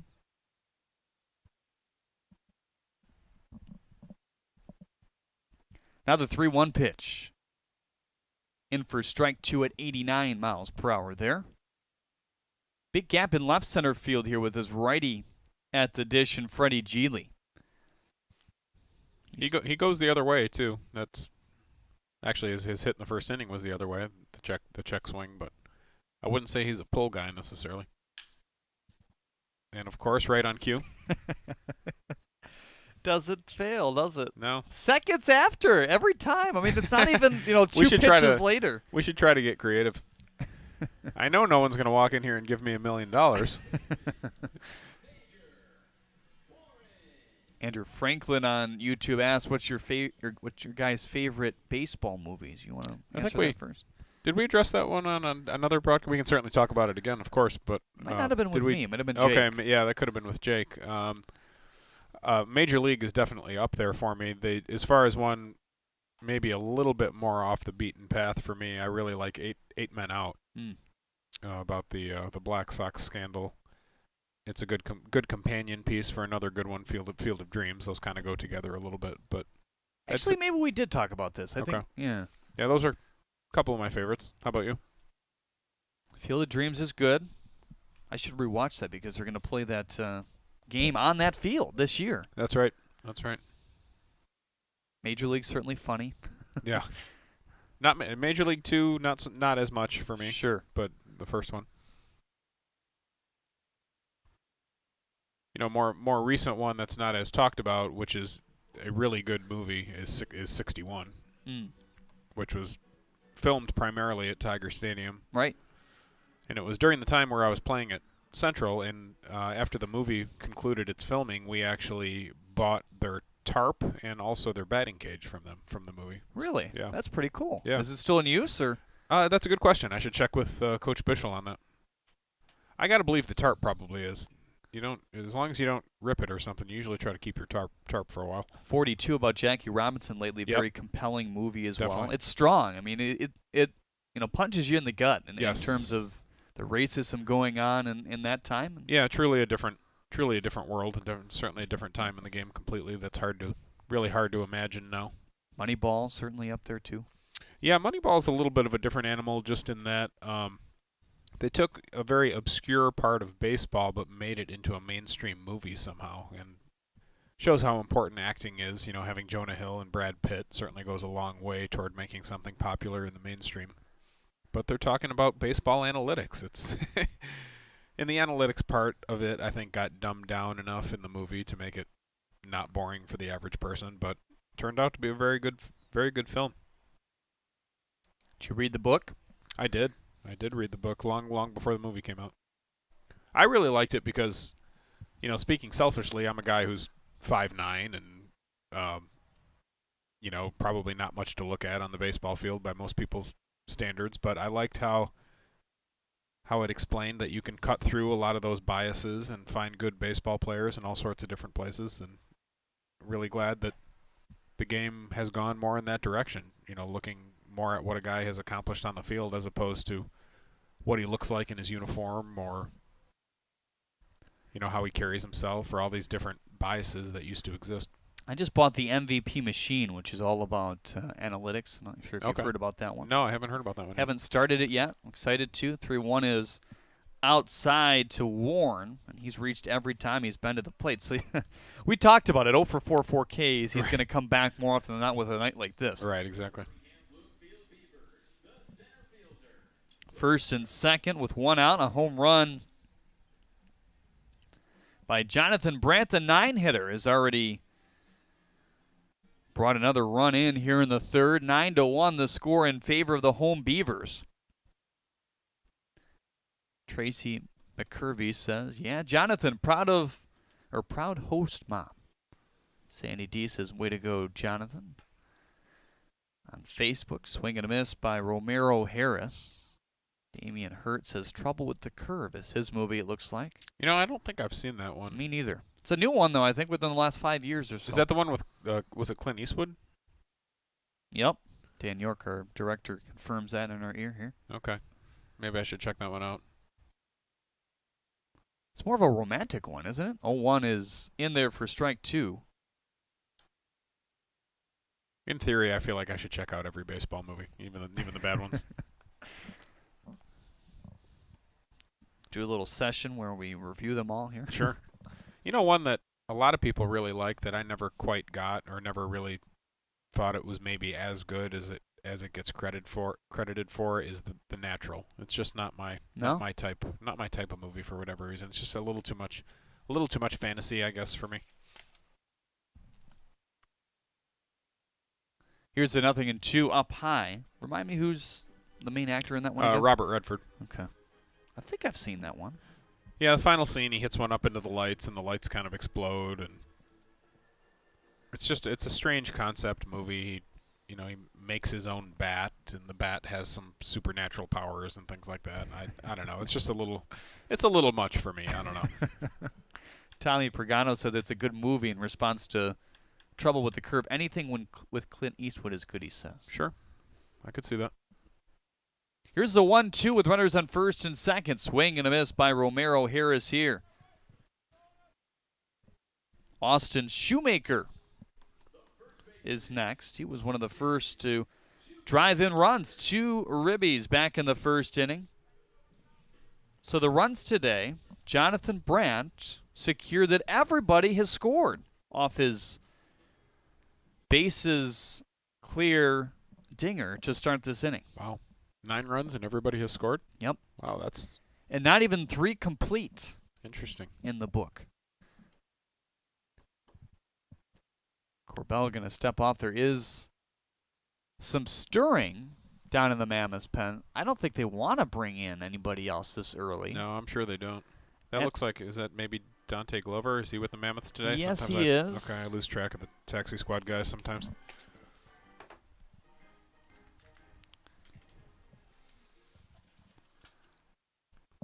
Going back to the movies, did you ever see Tiger Town? It was a Disney movie about the tigers with Roy, is it Scheider? Is that how you say his name, from Jaws, the actor from Jaws? I don't think so, no. I was obsessed with that one when I was a kid. I would make my parents go to the video store over and over and over again to rent that one. It was a Disney movie about the tigers and a kid who loses his father when he's young, and I just loved that movie, but I wouldn't... It's a very... probably a movie that outside of Detroit maybe people don't even remember, but I think for me, my favorite part about it now, if I ever see it, is just the memories of Tiger Stadium. Sure. That's really the big thing for me now if I watch it. 9 runs off the board off 10 hits and no errors. 1 run and 3 hits and no errors for Westside. Here's the 0-1. Slides in at 74 for strike 2. Ross Haffey on deck, your Zach Hart agency man on deck, then Joey Weimer. He's had a productive day. Didn't take him long to show off his speed, Joey Weimer. Just that dash around the bases from first base, beating out an infield single. Here's the 0-2 now. In there for strike 3 at 90. Back-to-back strikeouts here for Jack Corbell in the third. This is getting to that time where the umpire is going to pull the trigger on questionable strikes. You should probably get ready to swing the bat in the 9-1 game here in the third inning.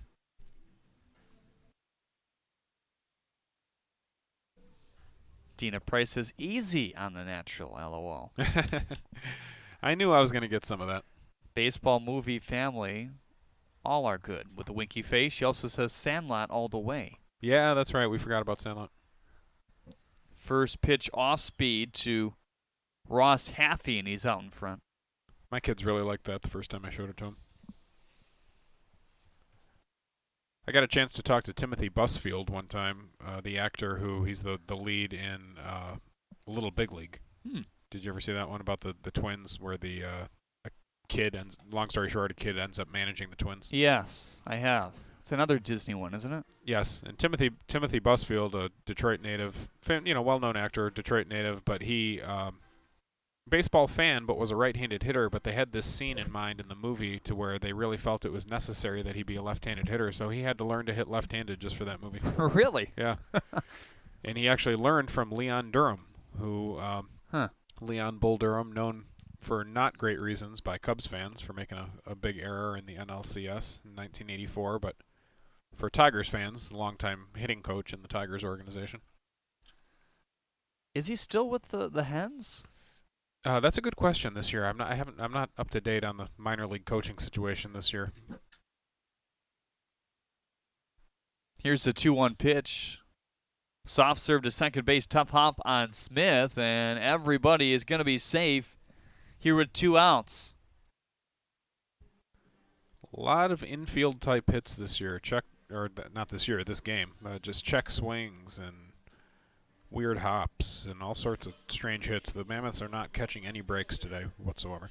Looks like John Brandt on YouTube says Bull Durham is his favorite. I think that comment came in just as you mentioned Bull Durham. Yeah, as I literally mentioned the person Bull Durham, but he's right. Bull Durham's another excellent one. Could have this conversation all day. The fact of the matter is there's a lot of really good baseball movies. I think Bull Durham notable just because it's about, at that time, what was an obscure minor league team. It just seemed like a strange topic for a movie.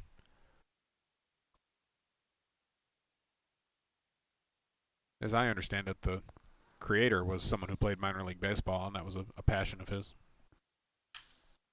On the ground, second base side, so Smith is tested for the second time in a row, and he is able to record that out there.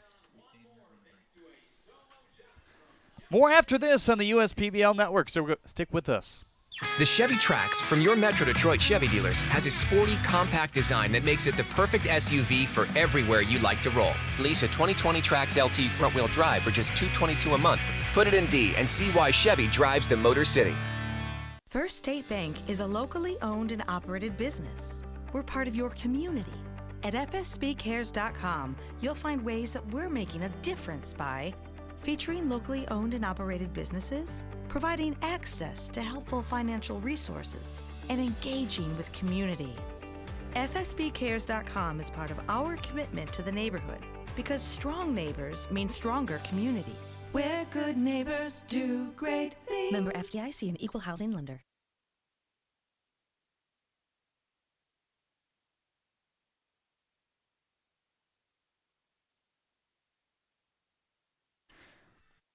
Welcome back to Jimmy John's Field. Jeremy Otto back alongside Dan Griesbaum Jr. to bring you the call here today. It's a whole new ball game at your Metro Detroit Chevy dealers. Right now, you can lease an all-new 2020 Chevy Equinox LT Forward for just $261 a month. Yeah, just $261 for 36 months. Put it in D and see why Chevy drives the Motor City. Visit ChevyDetroit.com. One of the fine little fans who has a Beavers bat there. I didn't know you could get those small bats here at the ballpark. Those mini bats. It's cool. Yeah, very cool. Beavers hats. What have you seen from Gavin Wayman thus far? Well, I think we've seen the last of Gavin Wayman. It appears they're making a change here. What did you see from Amani Godfrey? I think we're gonna see Amani Godfrey.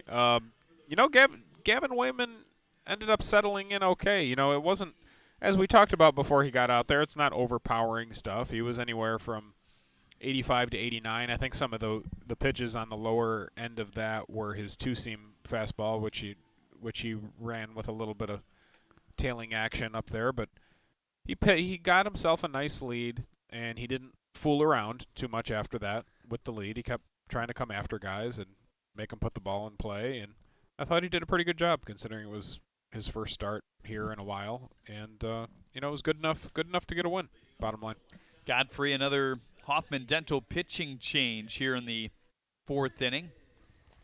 Jalen Smith, Isaiah Cullum, Garrett Kieber up. Your Zach Hart Agency, 3 men up here in this inning, and Dan, we're about to reach 7:05. It's 6:58. I don't think the game is going to stop and Game 2 is going to begin. Do you? It's game time. Maybe we can have a rule if there's an 8-run spread, we can just cut off this one and start the next one. 1-0 is on the ground foul. I mean, with the straight doubleheader, why not? Sure. We'll see what we get out of Godfrey here. He struggled a little bit in his debut. He came in to the second game of the doubleheader, if I recall correctly, and struggled a little bit, had a hard time getting out of his inning, walked 4 guys. So hopefully he can establish a little better command today. 2-1 on the second baseman, Smith, here. Looks at strike 2, like you said. I mean, the zone is going to expand just a little bit, all things considered, at least in this game. Again, we have a second game on tap at 7:05. Full count here on Jalen Smith. Corner infielders in tight towards the line. Second baseman and shortstop. 87-mile-per-hour pitch turned on by Smith. Turned on that hard, but he just couldn't stay inside it enough to keep it fair. Ball was kind of running in on his hands a little bit. Had a hard time getting his hips through.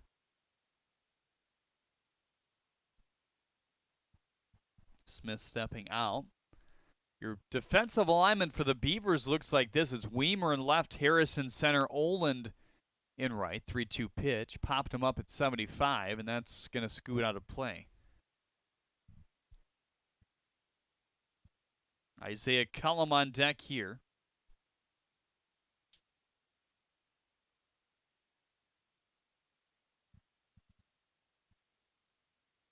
Three hits on the board thus far and 1 run for the Mammoths.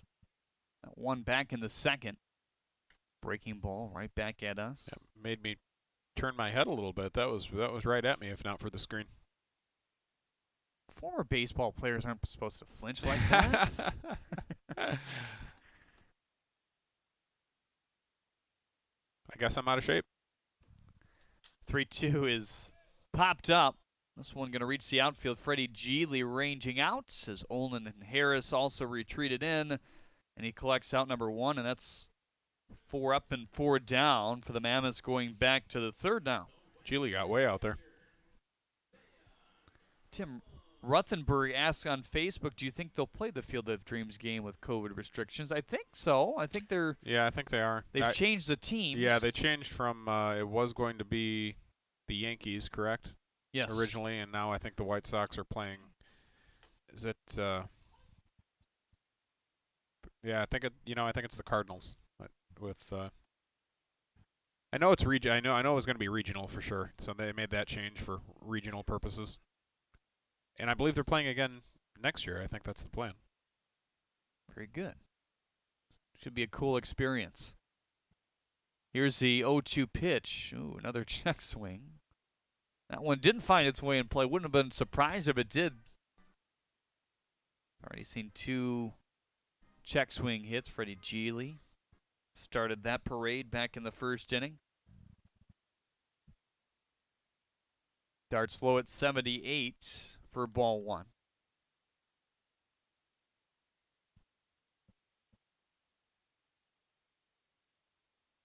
Ben McKendall and Garrett Chrisman set to go in Game 2. Pretty solid pitchers on both sides. Diving play by Harris again in center field, and he's able to... I think that short hopped. Oh. Yeah, I think it short hopped his glove a little bit. Dan, that's the second time. Was that the homer the other day I thought was out of here? There was a homer that hit the top of the fence, yep. That's what you get for looking away for just 1 second. You think that he caught it, but Snow Cone got me. He was right on it. He was just a little bit short.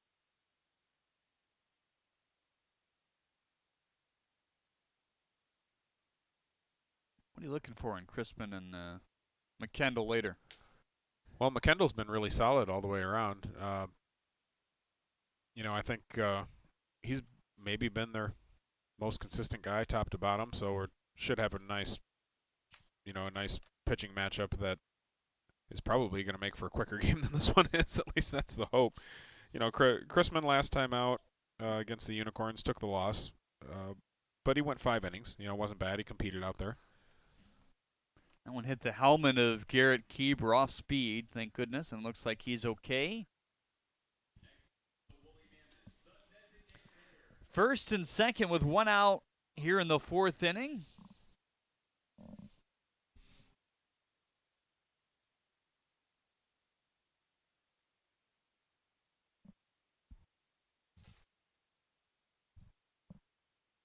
Godfrey retiring the first man he saw back in the fourth.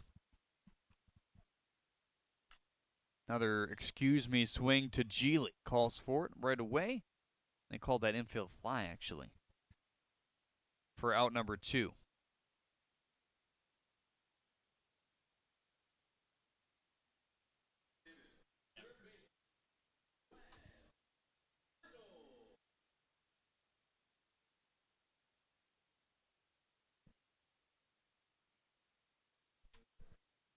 Webb Little had a walk back in the first inning, flew out to left in the second. First pitch to Webb is high and away. So both starters are out of this game. Gavin Wayman and Bruce Bell both getting their first opportunity here this evening in a USPBL uniform.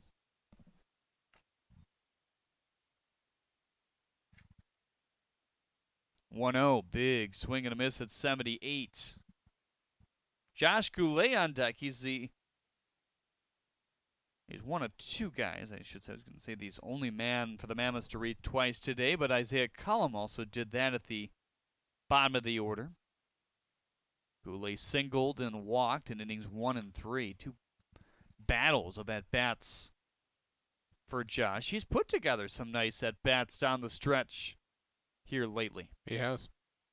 You know, watching Webb Little right now, to me, he looks like he starts with that open stance, and he has a tendency to pull in that direction with his upper body and with his head. And it doesn't look to me as if he's getting his stride foot down where it needs to be. He starts open and he kind of stays open, and it's important to close up when you stride. 88 fouled off as he tried to jam him inside there.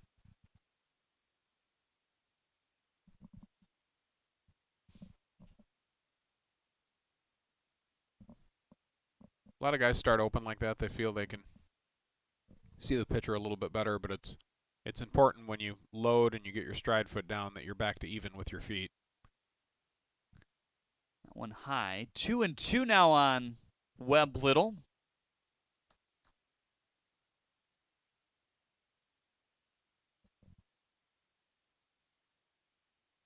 .706, game 2, right? No, just an hour and a half in between games. I mean, I think it's always a luxury to start on time when you plan these things out. Just the if it goes quick, if you have a pitching duel like we saw a couple nights ago with Ty Hensley and A.J. Coleman. Boy, did those guys look good. No, they sure did. 2 different styles, certainly. Hensley dazzling with the 13 strikeouts. Coleman pitching much more to contact, but both guys in their own right as dominant for sure. Yep, they both pitched their game and succeeded at their game. Nobody deserved to lose that one. Looked like nobody was going to lose that one for a while. Which is possible here in the USPBL after 9 innings. They only go 2 extras. Diving play not made again by Harris in center. Base ump Gary Wagenschutz has had some tough calls today, and he was out there for that one too. I couldn't even tell on that one if Harris had caught the ball or not until he reached back with his hand. So Webb Little has himself a single here. Runners on first and third, a run in, and 9-2 now the score in favor of the Beavers. Quick Drew McCoy with his first at-bat of the day. Took over for Goulet. Forgot to write that down here in the book. So just trying to get him some action. I don't believe he's scheduled to start game 2 either, so that might be why. Yeah, I think that's correct. I think they're just changing up catchers, if I recall. At least that's the plan. Could always change. Yeah, Goulet is scheduled to start game 2 in left and hitting the cleanup spot. Brett Elmer will bat 9th and catch for the Mammoths. Drew Thomas going to come in DH next game for the Beavers. Fly ball to left field, McCoy. Or check that Weimer tracking that down for out number 3 here in the 4th inning. Still a big lead for the Beavers on the USPBL network. At Priority Health, we're embarking on a new normal, embracing the changes needed to keep Michigan safe. While that may look a little different for everyone, Priority Health is here to help. With access to the care you need, the doctors you want, and the quality coverage you can afford. So you can get back to this, and this, safely, steadily, and with the smartest health coverage possible.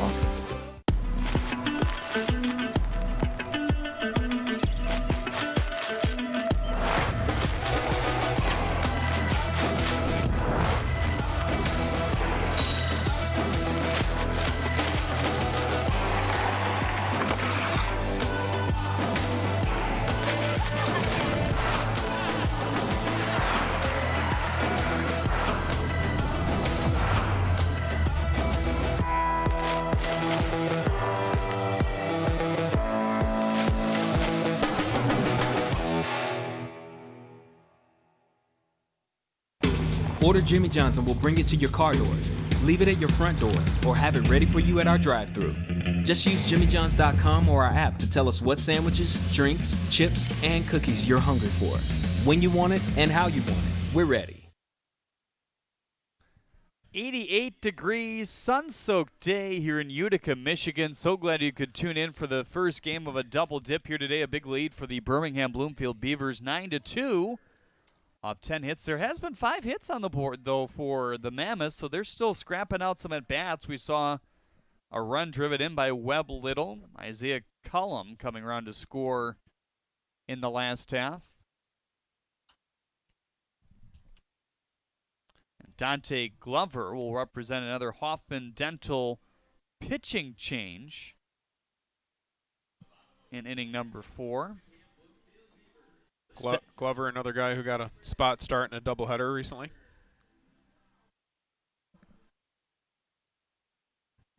So Cullum and him will talk over the signals here.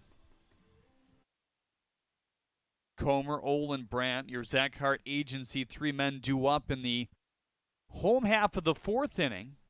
Last up's next half for the Mammoths, as this first game is only a 5-inning contest. Cameron Comer, another good swing on that double down the right field line to score a couple in the first. That one piped in at 73 for ball 1.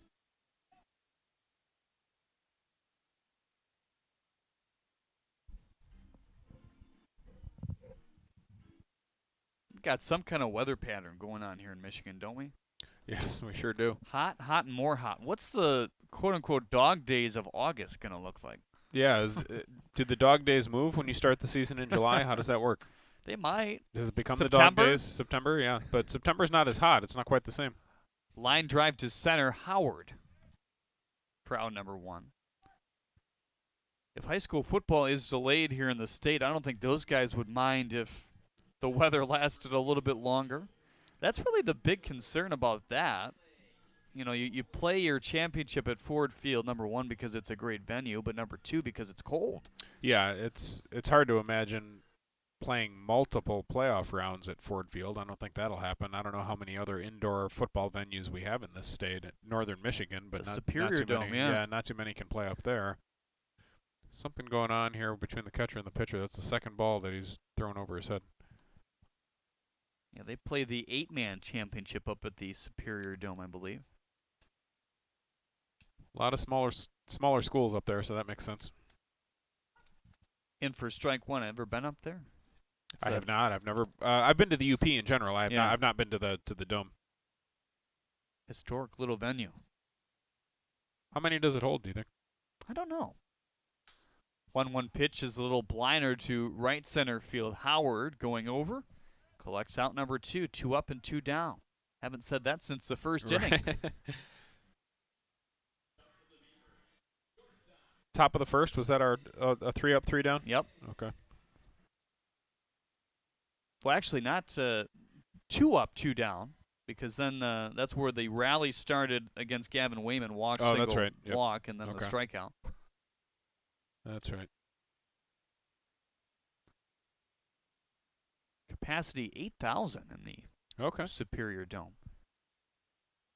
Says open as the world's largest wooden dome on September 14th, 1991. 1991, really? I thought it was older than that. Me too. It looks like it. Cost $23.9 million. This one chopped foul by Jonathan Brandt. He put a good swing into one to left field in front of the Chevrolet Pavilion out there for his first homer of the year. He sure did. Why would you build a wooden dome? Was it just the look of it? Is that I don't know. Less expensive? It's a good question. On the ground third base side, Webb Little ranges that left-handed glove out. Little high for Jones, but the athlete and the height over there certainly helps him. 1-2-3 breeze of a frame for Dante Glover. And how about that? We head to the last stops for the Mammoths when we get back on the USPBL Network.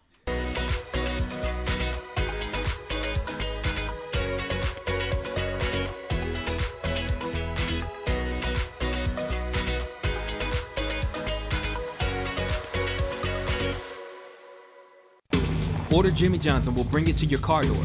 Leave it at your front door or have it ready for you at our drive-thru. Just use jimmyjohns.com or our app to tell us what sandwiches, drinks, chips, and cookies you're hungry for. When you want it and how you want it, we're ready. The Chevy Trax from your Metro Detroit Chevy dealers has a sporty, compact design that makes it the perfect SUV for everywhere you like to roll. Lease a 2020 Trax LT front-wheel drive for just $222 a month. Put it in D and see why Chevy drives the Motor City. Welcome back to Jimmy John's Field, everyone. And the Chevy race going on here as we come back here down the left field line. You I think Camaro's going to come on, I have a feeling. That's what I'm going with. Get a look at the USPBL standings. Unicorns on top there. Hoppers right behind them. Beavers would love a victory here today. It's a longer race, so these guys look tired take it already. slow at times. Yeah. Saving some energy for game 2 as well. It might be. Camaro's doing kind of a shuffle there. It looks like I made a bad pick again. I'm not very good at the car race. Is that Bella Air in the lead? Looks like it. Bella Air. Yep. Turn on the Jets. Petey Pickup trying to come from behind to finish it off there in front of the Mammoths dugout.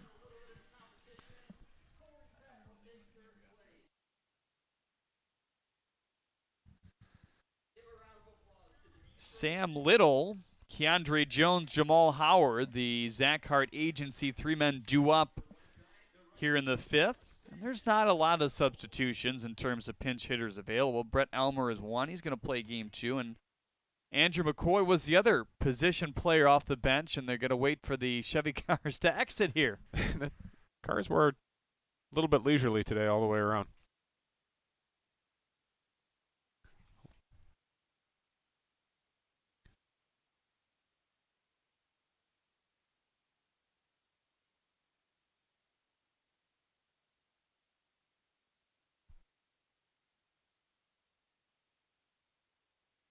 So the last of the Chevy race participants exiting now, so we're good to play once again here. 9-2, the lead for the Birmingham Bloomfield Beavers today. 10 hits off, no errors. Big arcing swing and a miss by Sam Little here.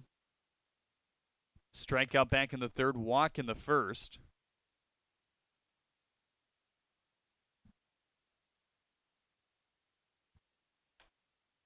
Oh, 1 is high, 1-1.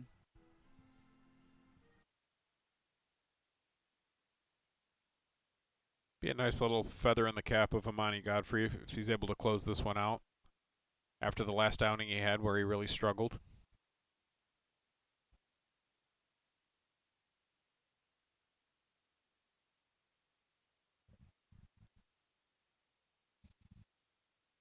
Here's a 2-1. Short fly ball, and it is going to reach the outfield. G. Lee staring straight into the sun for out number 1. Throwing a lot of sliders today, I feel like, more so than the last outing.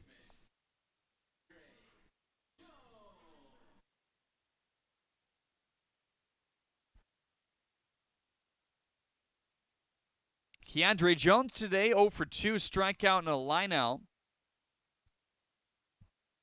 6 through 7 has struggled today, but the bottom of the order for the Mammoths has done some good work. Jalen Smith has reached and scored on a single, and then Isaiah Cullum at the very bottom hit by a pitch and singled, and also scored the second run of the game here for the Mammoths in the fourth. Swing and a miss at 79, 0-2.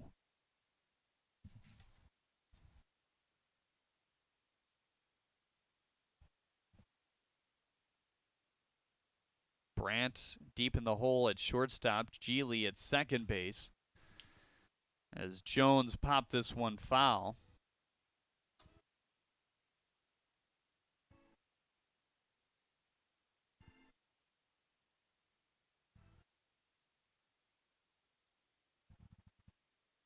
Big 8-run first inning. That really set the tone for this game for the Beavers. They sent 13 men to the plate.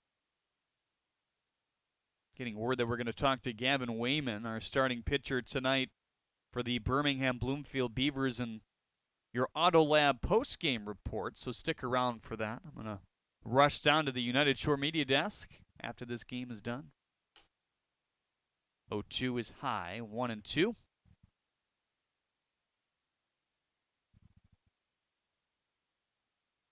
Slight breeze, now lifting that flag ever so slightly right to left. 1-2, and they're going to say he went. For out number 2 here in the fifth. Check swing falls in that same category. If you check your swing, you're probably going to be called out when it's a 9-2 game. Probably close enough for it to have been called a strikeout anyway, the way we've been going lately. Jamal Howard, a couple Ks on the day, and he's really been the best bat day in, day out for the Mammoths thus far this season.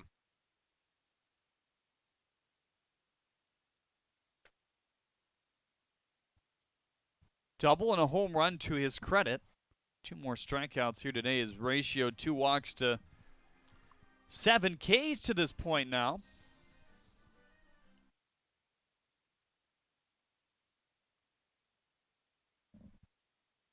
2-0 pitch, high and tight. Leaning out of the way of that one is Howard. Warren in tight to the line over at third. Shoemaker off the bag with this righty at the plate.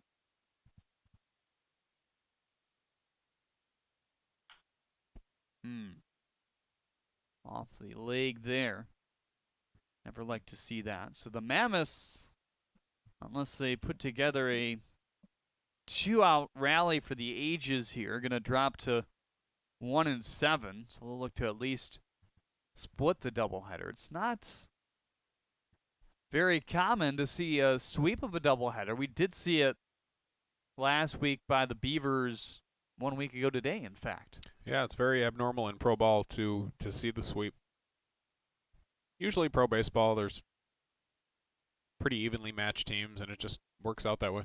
Curveball in at 75 for strike 2. So we imagine game 2 will come along pretty quick. I mean, 7:22 p.m. now, so they'll probably take 15, 20 minutes to get her going. As there's a swing and a miss. Hat trick for Howard. Third out of the inning, and a good job by Godfrey to get out of it there.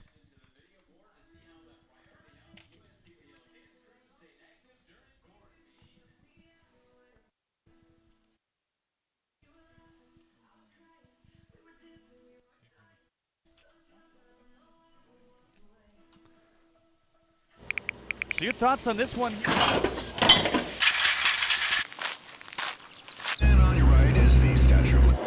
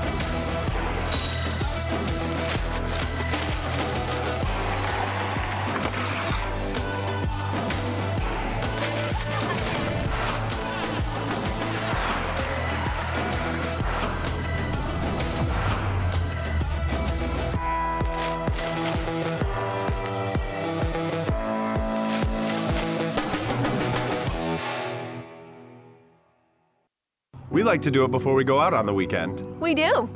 We do it every week. Whether we need to or not. We did it today. It was really dirty. My parents do it every day. Hey, kiddo! Do it every day with the Unlimited Club only at Jack's Car Wash. Protect your car from the hot summer sun, dust, dirt, and contaminants all summer long with the Jack's Unlimited Club. Join today, starting at just $21.99 a month.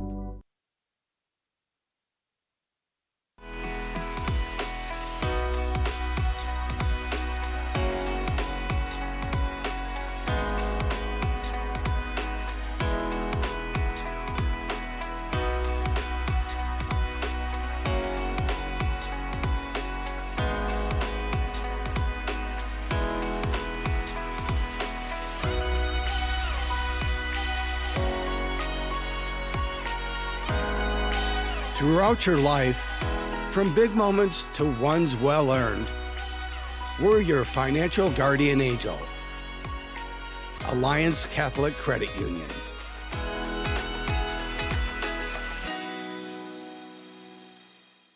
Detroit Mercy really models a value-based education. They focus a lot on service, which provides so many different experiences and opportunities that allows us to tie in everything we learn, how to apply that outside of the class. There are a number of different programs that we're a part of to help bring the community back and revitalize the city of Detroit.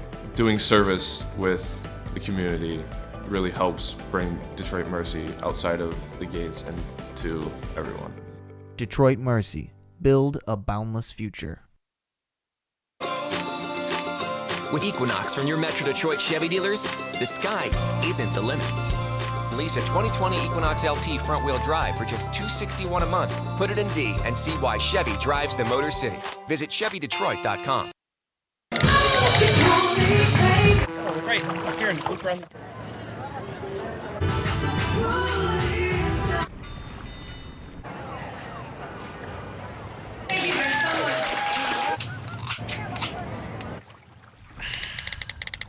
Give it.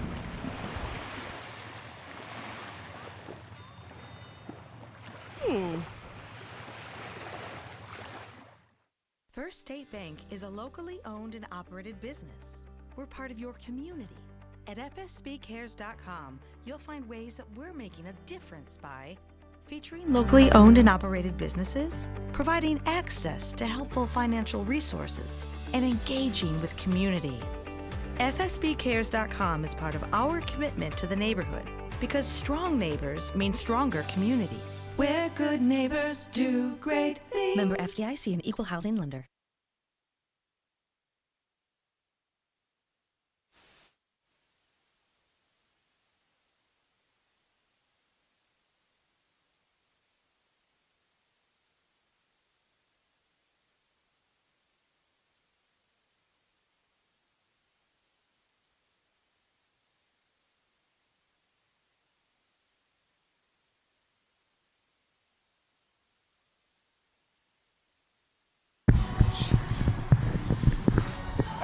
So just didn't have the mic on, so you have to switch that on. And here with Gavin Wayman, if you don't know, it's hard to see in the mask here today. But Gavin, a nice start for you, 3 innings on the bump, your first start since February. Just how did it feel to be out there? It was good. It was nice to be back, just playing baseball again. You know, I love it, and it's just, you know, that's home out there basically. So it was nice. It's fun. Offense got going early, 8 early runs. A nice job with them. They sent 13 men to the plate. Not often you see that in a game, let alone the first inning, but that had to let you settle in a little bit, huh? Yeah, definitely. Gave me a little break to, compose myself again and, get back in the mindset of, hey, I'm pitching, and, just it's a confidence boost for sure. Talk to Justin Orenduff about you, just kind of the beginning of this week as you're coming back and back here to Michigan. He said great mechanics. And I also talked to you before the game here today, and you said you just want to repeat those mechanics a little bit better. You think that you did that a little bit more here today? Yeah, I think so. I mean, there's always room for improvement, but I was pretty comfortable today. Just getting back into the groove of things, so it was good. How much does it help for a pitcher on a hot day like this in terms of getting loose? I mean, do you get loose quicker in a game like this? You obviously have to hydrate probably a little bit more, right? Yeah. You kind of want to slow yourself down sometimes, just because I'm so used to working quick, and it's like I got to remind myself, hey, chill out. It's 100 degrees out today, so yeah, it's a little easier to get looser, but you don't want to rush anything. You kind of want to take your time. So.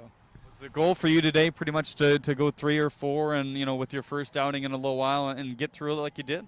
Yeah, definitely. I was trying to, 3 or 4 was perfect. Just trying to keep my pitch count down, and just try to fill up the zone as best I could. What are you looking to maybe adjust as you head towards your second start this year? I feel like I was trying to force some pitches, just letting it play out and trusting the guys behind me too. They're great defensively, so let them get a little more work in too. So. Kind of speaking of staying loose, we kind of joked in the booth early. I mean, 13 batters is a long time. You're out there in the first inning, you see the bases loaded, you able to get the strikeout, but then you see yourself having to go back in the pen and continue to warm up. Have you done that before in a while? Yeah, I mean, when my offense is on, it's kind of it's weird, but it's kind of nice sometimes. But yeah, that's kind of standard. Just keep loose, keep the arm moving. Gavin, thanks so much for stopping by here today. 3 innings, 3 hits, 1 run. It was earned, 3 walks compared to 5 Ks. Nice outing here today, and look forward to seeing you again soon. Yeah, definitely. Thanks. It's Gavin Wayman, the starting pitcher for the Beavers here tonight. Game 2 coming up shortly on the USPBL Network. Stick with us. Randy Dobnak, play for the Minnesota Twins. I'm a right-handed pitcher from Pittsburgh, PA. Baseball's been a part of my life ever since I can remember, and hopefully it continues to be like that, because I love the game. It's been my whole life, really. I started when I was 4, and that was the only year I played with my brother, actually. He was 8, I was 4. In college, we had maybe 20 kids, parents that come to games. We have like one little bleacher. Jim Essian called me, who I played with his son in college, and he called me and said, hey, we got a spot for you. I was like, all right, I'll be there. Playing in a stadium like that with a crowd was pretty cool. My mindset was, I'm going to go in there, I'm going to throw strikes, compete against these guys. Skip wanted to ease me into it. I think I threw 1 or 2 innings, went well, slowly progressed into more and more innings, and then my last game I went all 9. Threw a complete game. I think I gave up 2 runs, it was a 2-run home run. After that game, I felt really good, and I threw pretty well. And then, 2 days later, that's when they called me and told me, so I think that game, changed everything for me. It's definitely been a crazy year for sure. At the start of the year in high, I knew a lot of those guys. I played with them last year, or I've played with them in the past. Playing with them was normal. When I got the AA, I knew, give or take, maybe 5-10 guys. And then when I got the AAA, I knew 1 guy, because all these guys are older and they've been around for a while. I got there, I'm like, wow, I know nobody here. And they probably don't know who I am, and they've all been pretty supportive. Everybody roots for each other because they want everybody to move up. We were in the clubhouse in Rochester in AAA, and I was sitting there in a chair just watching TV on my phone or whatever. Skip comes over, Dobnak, I need to talk to you. And I had a weird feeling in my stomach all day. I don't know why, just things were happening. I'm like, something weird. And he calls me in, basically I go to his office, and he's like, go to big leagues. And I was kind of like, really? I was kind of in shock, and then he announced it to the whole team, and everybody congratulated me and stuff like that. And it was a pretty awesome moment for sure. Word started getting around, people started contacting me. My phone was blowing up for 3 days straight. Quite a story with Dobnak being signed out from the Utica Unicorns of the United Shore Professional Baseball League, a Detroit suburban professional league. And it looks like he's just retired his first big league hitter. It was unbelievable. I never would have thought it would be like that, but stuff happens. He's got his parents, his fiance here, and his fiance's parents. Wow, look at that pitch. Physically, it's all the same game I've always played since I was younger. Just different stages. Emotionally, I don't really let my emotions get the best of me. I think that's also helped me out to stay calm and composed. Going out there just competing against those guys. This is my 20th year of baseball, but it's just like a bigger stage, but it's always the same game. Nothing's changed, just more people in the stands, and the guys are a little better. By the Minnesota Twins, made his major league debut, and then just last week picked up his first major league save. We're excited, proud, and honored to have him with us today. The Red 5 USPBL success story from the Minnesota Twins, Randy Dobnak. Going back there for the first time in 2 years was pretty special, just to see how everything is. Everything's relatively the same, all the guys. It's been an unbelievable experience. 2 years ago, I never would have thought I would be where I am today, and I'm speechless for how, given the opportunity that they've given me to jumpstart my career. It's been unbelievable. It was pretty awesome to go back and see just where it all started. It's a younger league, so most of the guys are coming out of college or they had been with affiliated ball and they got released, and so they want another opportunity. And they had like workouts in the morning to work on developing stuff, and they have their own DVS system. Having all the workouts and stuff, I think, helps develop the guys to get stronger and compete better. Jim Essing, he left me and my buddy 2 tickets to go to a game, and that was my first time ever at Comerica Park. I thought it was pretty awesome. I never would have thought 2 years later I'd be actually playing there, let alone pitching there the other night. So that was pretty cool to think about. I looked up to where I was sitting under the Pepsi sign in right field. I was like, wow, I was there 2 years ago. I can't give enough thanks to the USPBL, Jim Essing for getting me into that league, the Twins for giving me the opportunity to get where I am today. I never would have thought 2 years ago, let alone what's happened this year, that I would be where I am today. And without them, I don't know what I'd probably be sitting at a desk right now doing taxes or something. But yeah, it's been an incredible ride. For the guys that are playing, just don't give up your dream. Keep chasing it. Stay true to yourself and don't change who you are. Compete. Don't give in to anybody. Once you establish that, and you'll convince yourself that you have the chance and you'll have the opportunity to. A scoreless first, big league inning on 8 pitches. You can be consistent with everything. Success is going to come your way. Just keep doing what they've been doing, and hopefully an opportunity arises for them. If that ever happens, just take that opportunity and run with it.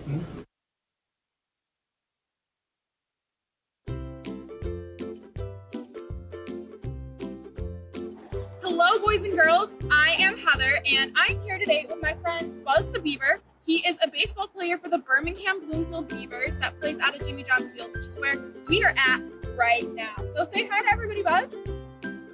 So we are here today because Buzz wanted to make you a video because we know that school is closed for the next few weeks, but it is still March's Reading Month, and Buzz wanted to say that it is a great opportunity to keep up reading, to read new things, and you have so much time to maybe get in some different minutes and chapters that you might not have had before. So, Buzz, what do you got there? In your fun little Birmingham Bloomfield Beavers bag. Let's see. You got some books to share with us. Oh, thank you, Buzz. Let's show them what you have. All right, first one's up. We have Junie B. Jones. It's by Barbara Park. Junie B. Jones and some sneaky, peeky spying because Buzz really likes to get into mischief. Next up, we have Winter According to Humphrey. And then this is by Betty G. Burney. And this is a part of the World According to Humphrey series, which is a known classic now. And doesn't it kind of look like Next up, we have Fairy Realm, the Unicorn by Emily Rhoda. I know you like this one a lot because of your friend Lancelot, isn't that right? Next up, we have, this is so fitting, Buzz, we have Ballpark Mysteries. It's by David A. Kelly, the Fenway follow-up, and it's the first in the series of Ballpark Mysteries. It's about 2 cousins who go around to different ballparks and solve mysteries, and of course, share their love for baseball, just like you.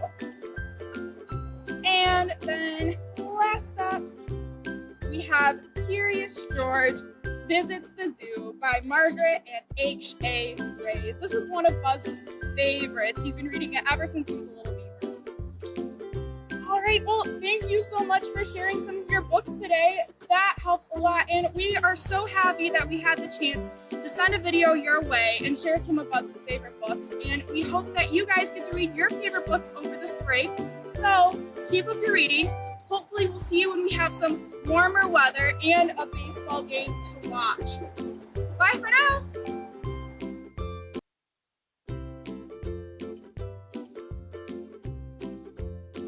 Hello everyone, I am Heather from Jimmy John's Field, and I am here at home today in my reading corner. Now, it's always great to have a nice, quiet, cozy place to come read, draw, or write.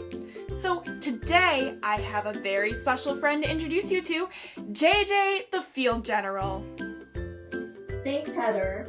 Hi everyone, this is JJ the Field General, and he's the bat dog for our baseball league. JJ is a red golden retriever, and he just turned 3 in January. And JJ is at all of our games at Jimmy John's Field. He's picking up the bat, he's taking water to the umpires, he's catching frisbees, and he's basically saying hi to all the kids. He even has his own bobblehead, and he's just such a very good boy. JJ also is the inspiration for today's video topic. So we're not done with March's Reading Month yet. So today we're going to talk about Dab Pilkey's very famous book series and character Dogman. Thanks, Dana and JJ. Now, Dave Pilkey is the author and illustrator of the series, but this isn't his first major narrative. He is also the creator of the very popular Captain Underpants books. Now, if you haven't read the Dogman series yet, it's about a protagonist that came from the imagination of Harold and George from the Captain Underpants books. It's about a half-dog, half-man police hero that digs into deception, claws after crooks, and rolls over robbers. And he kind of looks like JJ a little bit too, doesn't he? If he had a human body. A really cool fact about the series is that some of the books are named after classic literature, like The Tale of Two Cities, Lord of the Flies, and The Call of the Wild. Another cool fact is that Dave Pilkey got his idea for both Captain Underpants and Dogman as a young kid in school. Isn't it amazing where your imagination will take you? So, what will you do to be creative today? Maybe write a funny joke, draw a picture, or, of course, read one of your favorites. March's Reading Month isn't over yet, so we hope you're keeping up your reading at home, and we'll see you soon. Bye for now. Say bye, JJ. Say bye. Hi, my name is Heather Cook, and I coordinate the USPBL reading program.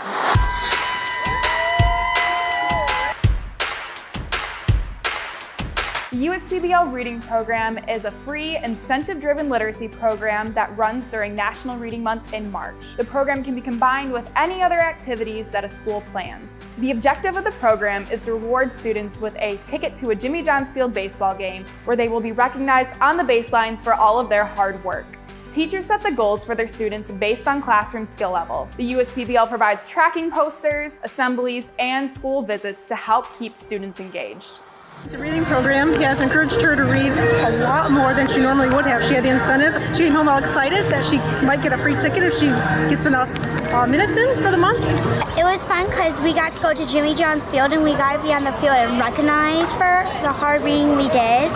All the material was very understandable. It was very easy to follow, easy to get the tickets, get days that we wanted to come. Will earn their ticket to a Jimmy John's game this summer, and it really is very motivating and really, really special.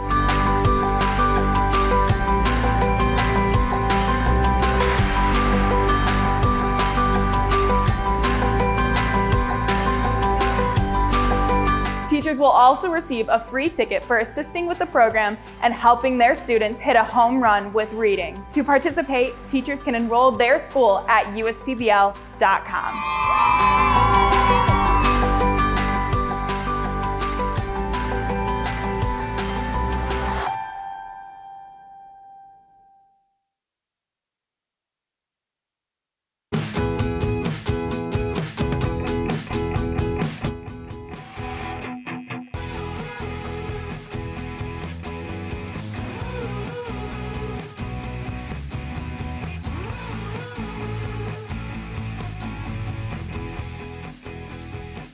Catch the Chevy Malibu at your Metro Detroit Chevy dealers. Lease a 2020 Malibu 1LT for just $288 a month for 24 months. Put it in D and see why Chevy drives the Motor City.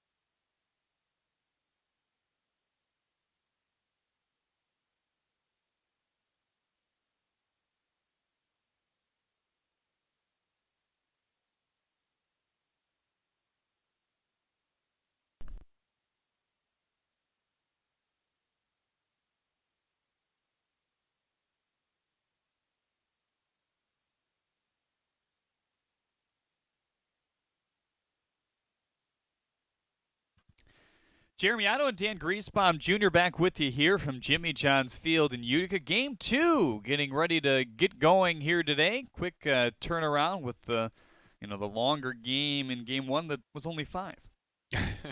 Good thing it was only 5 innings.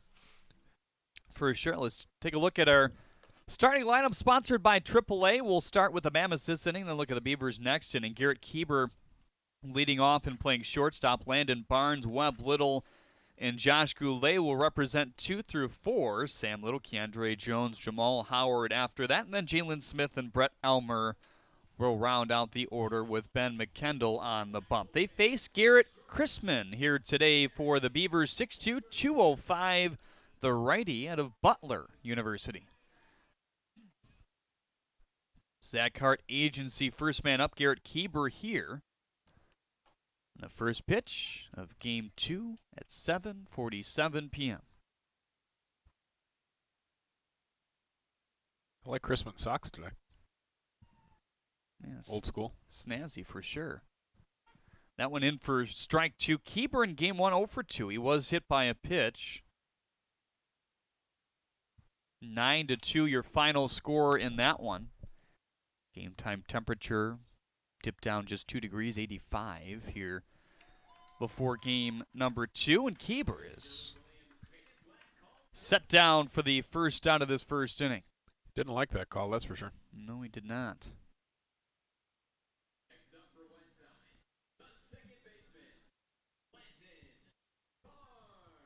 How about that? USPBL has put some stake into this game on Facebook.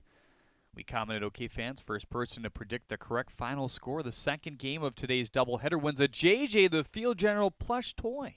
Nice. Post your prediction here in the comments. Must include the final run total for each team, Beavers and Mammoths. One guess per person. Good luck. Am I allowed to play? Because one of my kids would like that toy.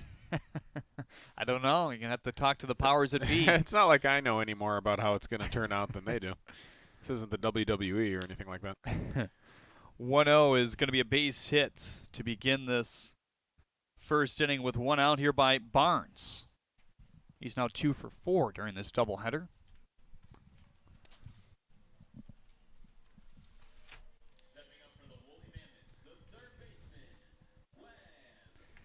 Here's Webb Little now. 1 for 2 last game with a single and a walk. Also drove in a run.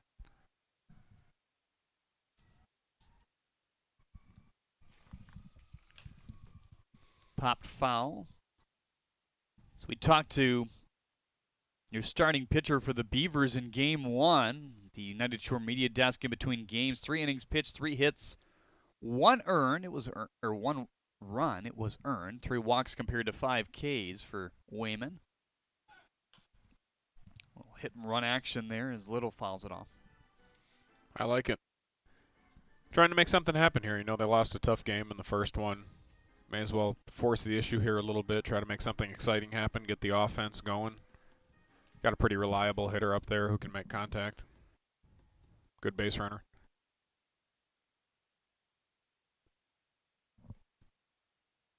That one outside.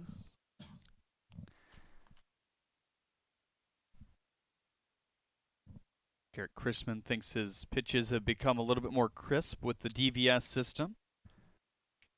Looking for his sinker to become more of a swing and miss pitch. It's been more of a pitch to contact.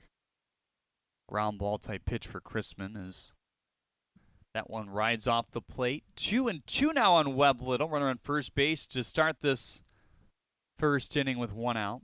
That's a tall order. You need a pretty nasty sinker to make it a swing and miss pitch.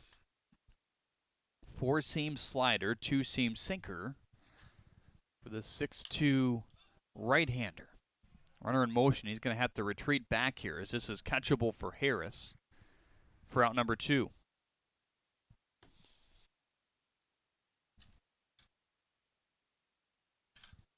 Chrisman competes out there.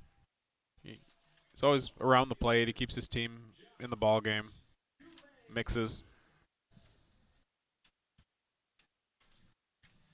Josh Goulet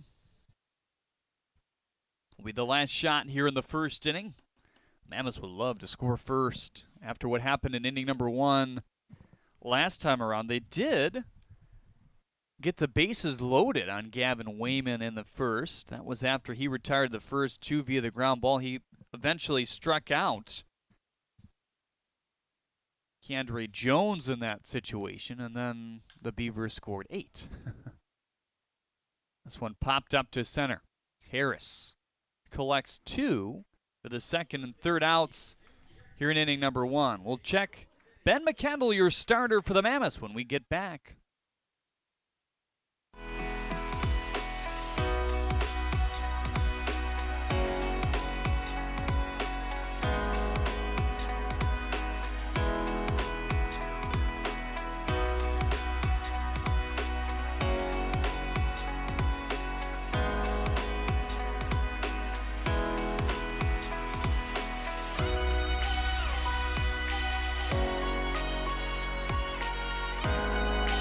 Throughout your life, from big moments to ones well-earned, we're your financial guardian angel. Alliance Catholic Credit Union.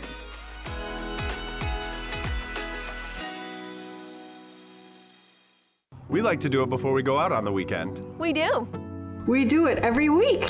Whether we need to or not. We did it today. It was really dirty. My parents do it every day. Hey, kiddo! Do it every day with the Unlimited Club only at Jack's Car Wash. Protect your car from the hot summer sun, dust, dirt, and contaminants all summer long with the Jack's Unlimited Club. Join today, starting at just $21.99 a month. Time now to check the AAA starting lineup for the Birmingham Bloomfield Beavers. Leading off is the second baseman Freddie Geely, batting second. The third baseman, Xavier Warren. Romero Harris hitting third and playing center field for the second consecutive game. Austin Shoemaker, Ross Haffey, Joey Weimer make up the heart of the order for Von Joshua's squad. Then Ron Williams Jr. into the lineup after an absence last game. Jonathan Brandt, Drew Thomas also back in for the Beavers here tonight in the 9-hole at the designated hitter position. They will face Ben McKendall, the 6-foot-tall, 210-pound right-handed pitcher, 25 years old. Brought to you by Denso here today. The Indie Ball veteran, Ben McKendall. Yes. American Association, Frontier, and Pecos leagues. Combined .499 ERA in those 3 ventures, 23 games, 16 of them starts. 49 walks to 113 Ks. So strikeout rate of just over 1 per inning. I feel he had a very good chance to win his last start if not for the lightning delay. Had to come out after that delay. Game ended up turning on a dime at that point, and the bullpen wasn't able to hold it for him. Fastball, curveball change. The fastball can range up to 91. Change up his second best pitch, according to Justin Orenduff, the director of player operations here in the USPBL. Freddie Geely, 2 for 2, pretty good last game with a run. He had a tough game at the plate a couple nights ago. Maybe that elbow is still bothering him a little bit, but looks good here today. Sneaks inside. The first inning for Chrisman, the leadoff strikeout to Keeber, then the 1-out single for Barnes, and 2 flyouts in a row to Romero Harris to end the threat. Good glove by Jones. He's going to race to the bag for out number 1.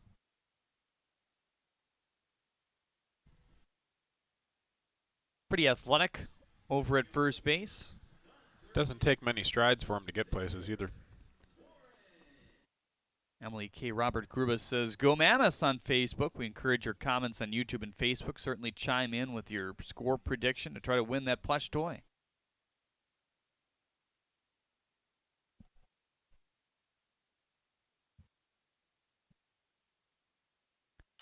Xavier Warren pops it up. He's going to reach the outfield. Keeber ranging. Jones calls him out for out number 2. So a snappy start to this game. Of course, you jinxed it now, judging by judging by our history. 4 home runs, 5 walks coming now. Exactly. Romero Harris, a good home run candidate for sure. Had a couple productive at-bats, was hit by a pitch and came around to score in his first, and then a sac fly and an RBI in the later half.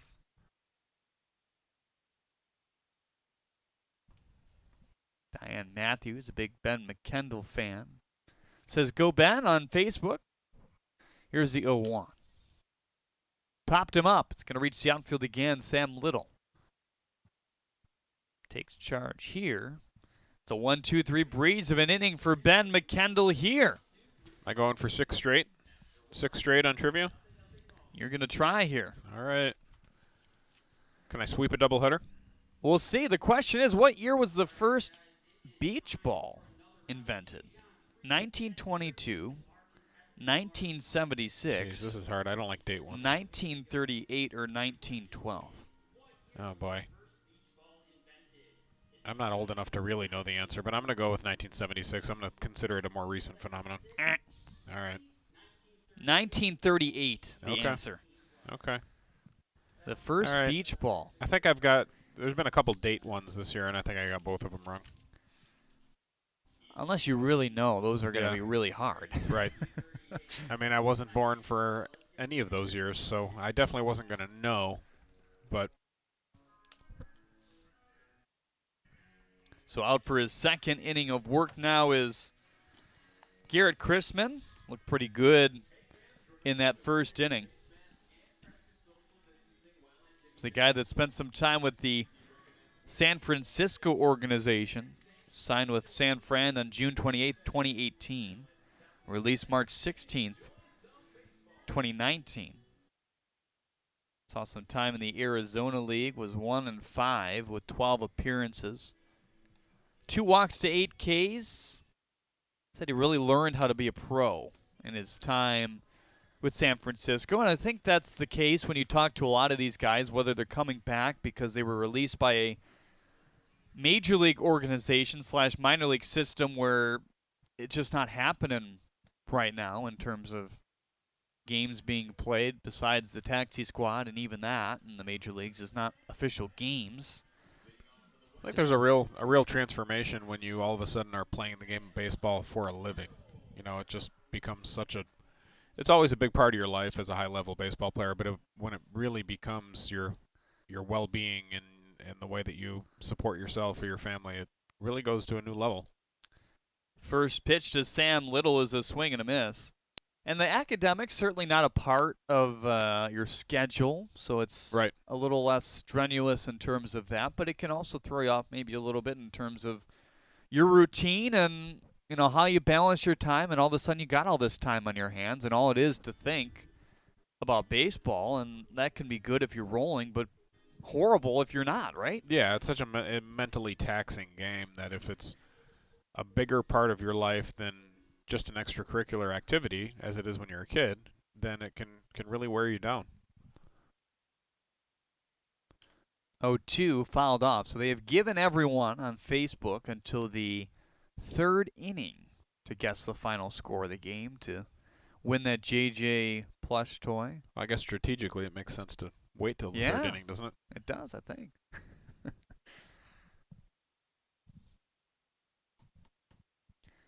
0-2, 88 miles per hour outside. Garrett Chrisman, the Butler graduate. Bulldogs. Butler's where they have that field house that was in the movie Hoosiers. I know we were talking about sports movies already. It came into the Butler system as a starting shortstop the first 2 years.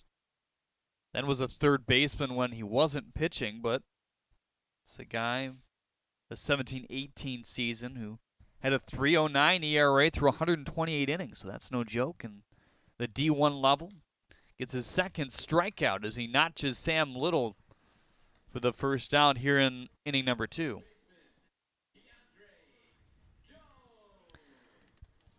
Keandre Jones has a chance to redeem himself from last game, 0 for 3. Off to a 4 for 17 start. pair of Ks against a few of the different pitchers the Mammoths sent out there, or the Beavers, I beg your pardon.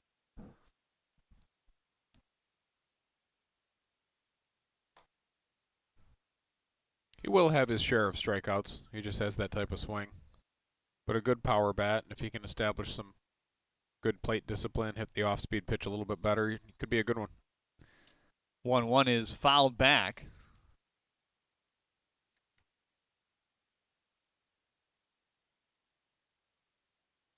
He's actually a guy that keeps a baseball journal, does Keandre. Wow. Student of the game. Yeah, and Paul Nickenbrugge says, yeah, he has to work on his defense, but he's willing to do it, and you can see some signs that he could be a decent first baseman over there as he swings and misses. Guy you think about when you talk about baseball journals, J.D. Martinez. Yes. Does he still do that? I believe so. Talk about a guy who took a little time to put it together, and that definitely happens in this game.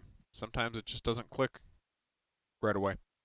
Taking notes on your at-bat, maybe it's the pitcher that you faced, what you saw, what you did wrong, what to do better the next time around, what good things to take out of an at-bat too, certainly. As Jamal Howard looks at strike one, all the score predictions are coming in, so they're not taking your advice on Facebook here. That's all right.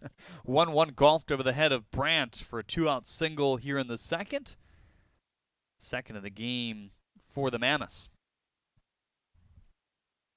See some 7-6, some 5-2, 5-4. So they think this is going to be a close game here in game number 2. Mammoths did a good job a couple days ago getting their first win. 9-2, your final in game 1 if you're just tuning in on the second game of a doubleheader here today. First pitch at about 7:46 tonight in game 2. 5:29 in game 1. Big rip on an 80-mile-per-hour pitch there. See if they let Howard try to swipe a bag here at some point during this at-bat. Talked about how the Mammoths really want to score first in this one. Spread out middle of the infield here. You have Geely slightly in, Brandt way back towards the hole and on the cut of the grass. Now the 0-2. Trying to hit the corner at 77. That one rides outside. That must have been the slider there.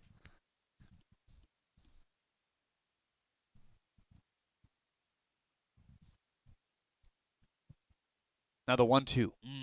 Pinched in a little bit tighter to the plate, and Xavier Warren was a couple steps back to the dugout, but might be a good ball to run on here at the 2-2 count with 2 outs. He is. The pitch is low and no chance for Shoemaker to toss it around. Here's the rest of the Beavers defensive alignment. Warren at third, Brandt at short. Geely at second, Haffey over at first, Williams in left, Harris in center, and Weimer out in right. It's another TCF stolen base. Every stolen base this year, Macomb County, or TCF Bank, will donate to a local Macomb County charity. We alluded to it a little bit last game, but pretty good defensive lineup for the Beavers overall. 3-2, and Shoemaker has trouble finding that. It doesn't matter in the end, but taking the extra base is Jamal Howard. So after he led this inning off with a pair of swinging strikeouts, Chrisman is now seeing a runner in scoring position, another one over at first as well. Could end up with 2 in scoring position. I wouldn't be surprised to see Smith take second base here at some point during this at-bat.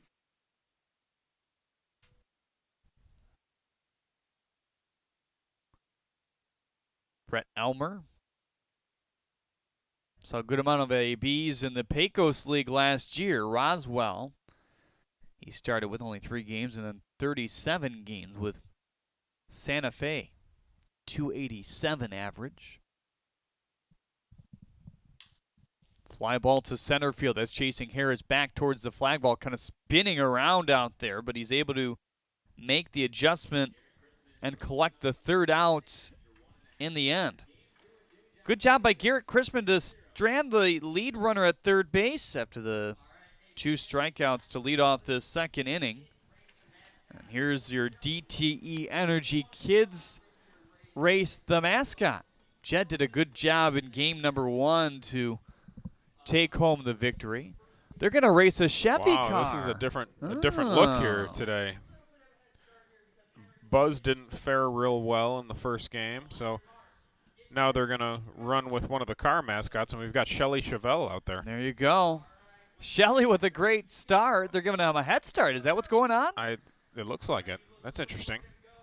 The one with the motors got the head start.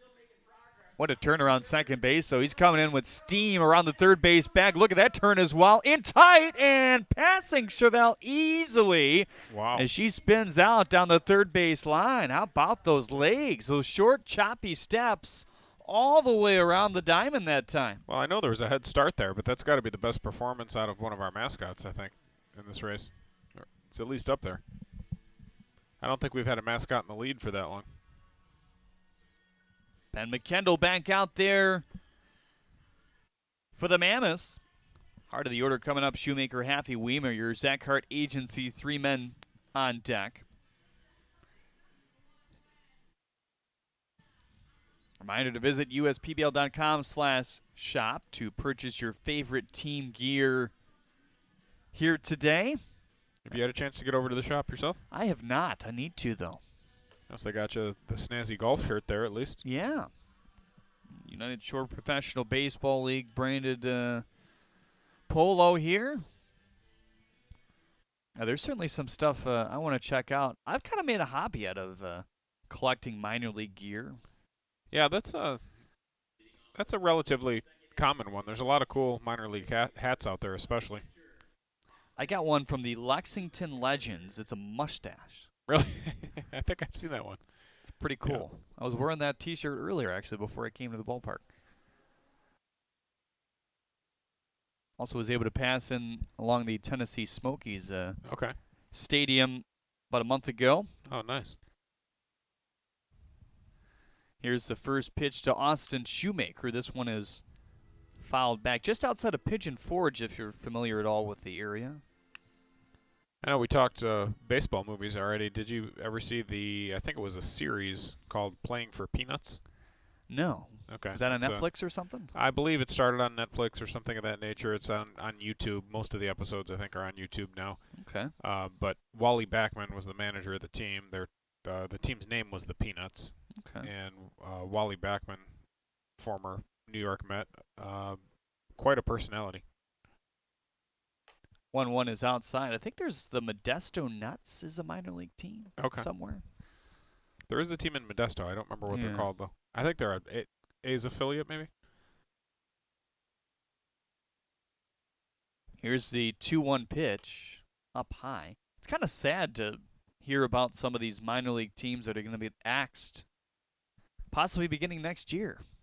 Yeah, well, really, they're losing their MLB affiliation, so sure. it remains to be seen what exactly happens with the organization. They could join an independent organization like our league here at Jimmy John's Field. They could fold up completely. It's we'll have to keep an eye on that and see how it plays out. Shoemaker, first base last game, catcher here today. He's done some DHing this year as well. Full count pitches outside at 81. Good patience there to see it in the glove all the way, and Ben McKendall has a leadoff walk here in the second.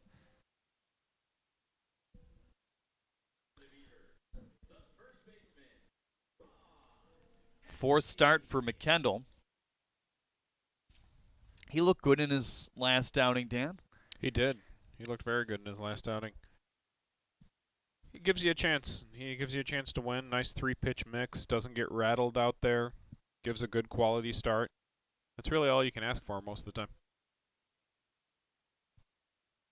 Another guy that came out of the NAI, Bellevue, was his school. He pitched there for 2 seasons after transferring.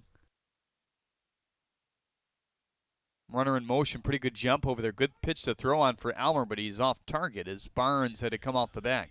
Shoemaker runs pretty good for a guy who catches. It's another TCF stolen base. Not afraid to bunt either, as we saw a couple times already this year. There won't be a lot of bunting in this league, but no. Most of the time it's because they have chosen to do so, in the players, that is. Right. Lydia Smith on Facebook says she's watching from Los Angeles, so hello, Lydia.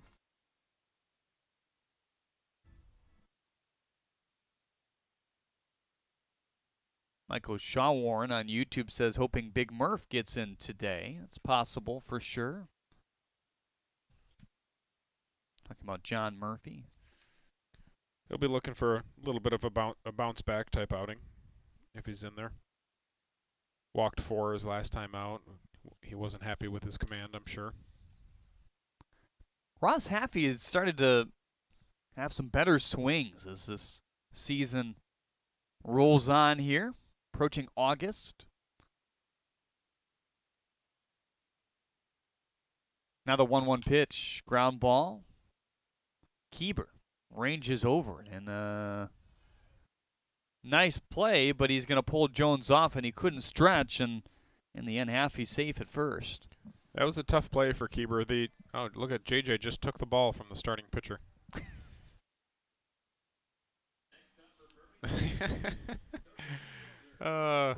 Only at Jimmy John's Field you see some of these things. Anyhow, I was saying that's a tough play for Keeber. He was ranging hard to his left, and the ball really stayed down, so he had to bend all the way down to get it. Normally that ball pops up and gives you a little bit of help, but it was just a strange ball and a very tough play to make.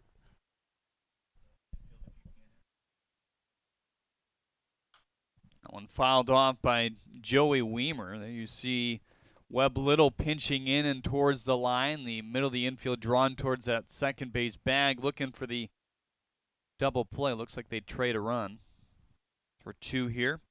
No outs, runners on first and third. That's usually a trade you'll make early in the game. Here's the 0-1 on Joey Weimer outside. The one thing I would say about that, though, is doubling up Weimer won't be any easy task. Not with the way he gets down the line.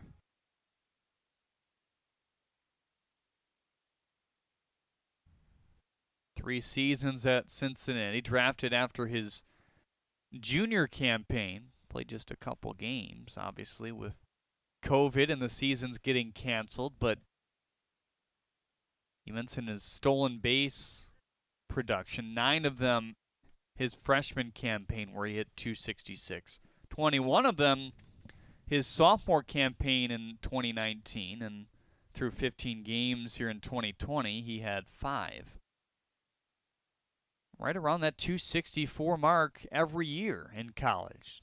Tied him up inside. Nice pitch by McKendall. That went in at 82 for strikeout number 1 and out number 1 in the second.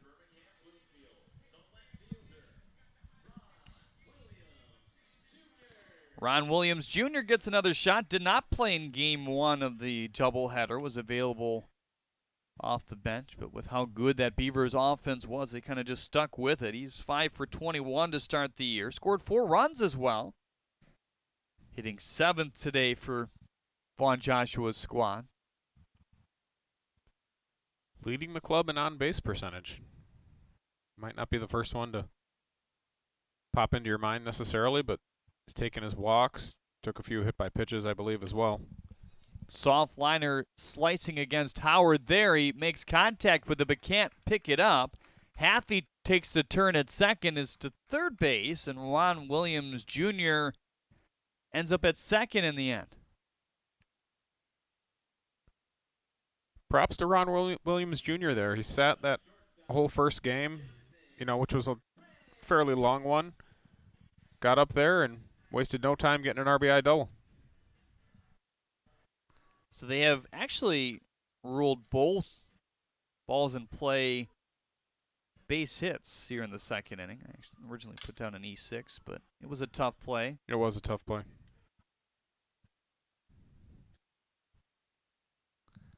So second and third now with 1 out. One is low to Jonathan Brandt. Nice home run for Brandt. 1 for 3 in the last game. Deposited it just in front of the Chevrolet Pavilion out in left.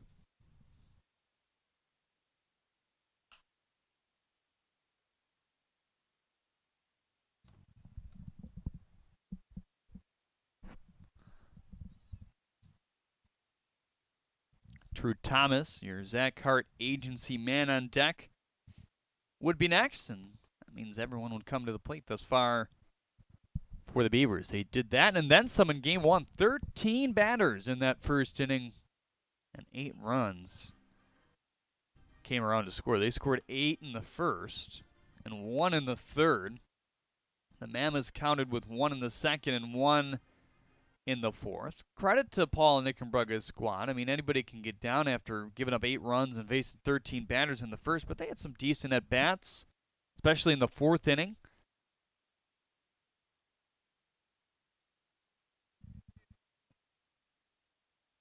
Zach Guth also wants to see Murph, quote-unquote, coming tonight. He says his nickname in college was the Sheriff, in case you need some banter. Why was it the Sheriff, Zach?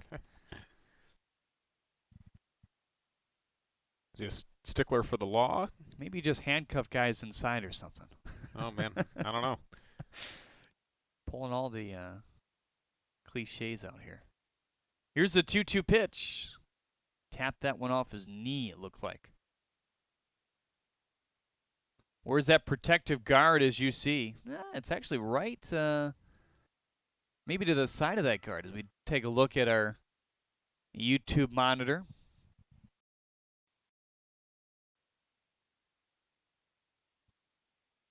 McKendall and Elmer trying to buy him some time now. Runner on second and third with 1 out. 1 run already in off the leadoff walk to Austin Shoemaker, the catcher.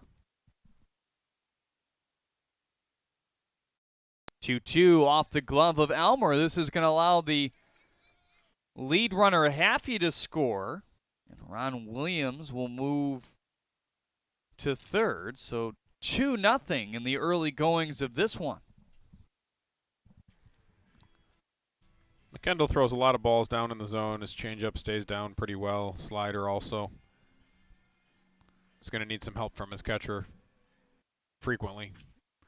McKendall is one of the best mechanically, according to the delivery value system created by Justin Orenduff. And we're going to start to dive into what he finds with that, because a majority of the guys have gone through it, with the exception of some of the new ones, Bell and Wayman. To your newer pitchers just arriving this week have not gone through, but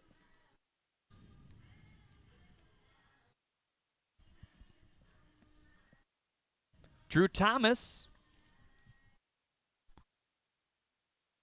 back in there here in game 2. 2 for 16 start for him, hitting in the 9-hole. He was hitting right in the heart of Von Joshua's order to start this year, but has struggled catching up to the fastball so far here in the USPBL. So he's since moved him down to maybe relieve some of that pressure.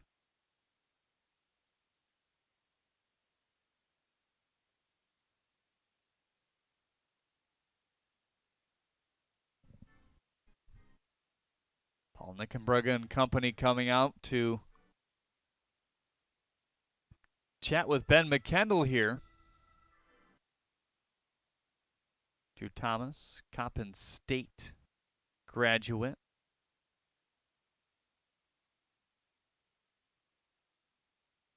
Spent his senior season there, hit .284. Extra base pop as well. 3 doubles, 3 homers.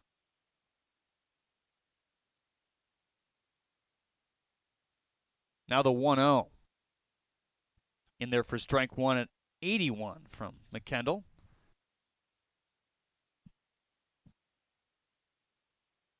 Maria on YouTube says, go get him, Drew. Brian F. says hello on YouTube as well. Feel free to chime in on both of those chats and get your score predictions in as That hits the corner at 78 for strike 2. Spin rate of 2120 on that one. Again, Major League average 2,500. Talked about that quite a bit yesterday with our 2 starters. Low 2-2 on Drew Thomas. And you talk about spin rate, and if you want to see spin rate, tune in whenever Ty Hensley pitches. Yes, that's a spin rate clinic. Monster curveball, power curve as they call it. 2-2. Did he make contact? It's going to be a foul ball. The base ump is signaling foul ball, I believe.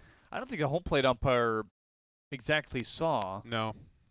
Probably an easier call for the base ump. Ron Williams Jr. came around to score, and he's heading back to the dugout right now. Ben McKendall's like, what's going on? Are they going to allow this to score? Well, I'm confused.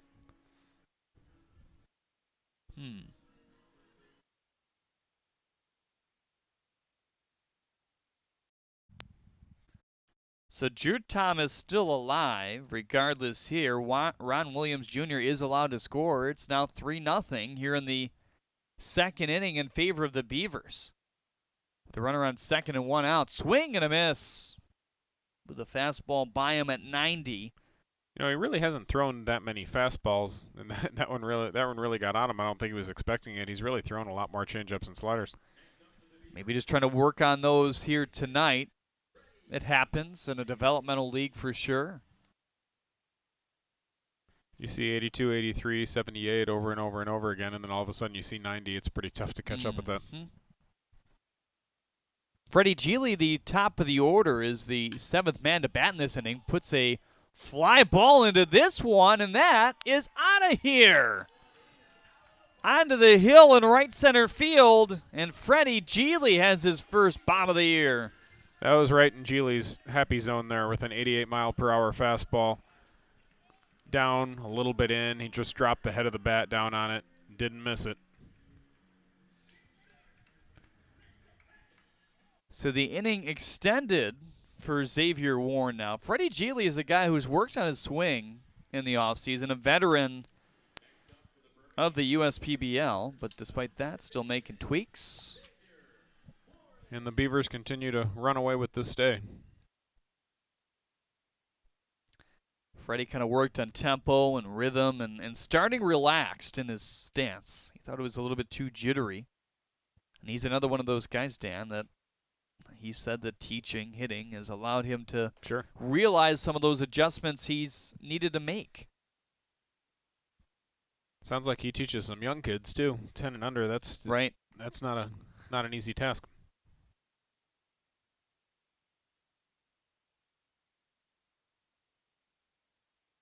3-0 on Xavier Warren. Uncharacteristic 5 spot here for Ben McKendall through an inning and 2/3 so far, and he's going to walk Warren, and now they're going to bat around here in the second inning. So they bat around twice already in this doubleheader. Incredible. And now Romero Harris, some more pop coming up. I think game 1 you can expect it a little bit more just because it was, you know, a new face on the mound and, you know, not one of the high-end starters for the Mammoths, but this is a bit of a surprise against McKendall. I talked to Romero Harris. I mean, he's a guy out of college, certainly, not too far away. And the big adjustment for some guys is going from metal bats to wood bats. Yep. And he says he likes the wood bats better. He says you can kind of find a bat that fits you because the metal bats, I mean, they're just one. More standardized. Right. Yeah. Sure. They're all cupped for the most part. But right. He says, yeah, you can get a cup bat. You can get a non-cup bat. You can get a more dense barrel. Yeah, the weight differentials on the wood bats are not standardized the way that they are in college. So some guys like to have a heavier bat. Some guys like to have as light a bat as possible. Everybody's a little bit different.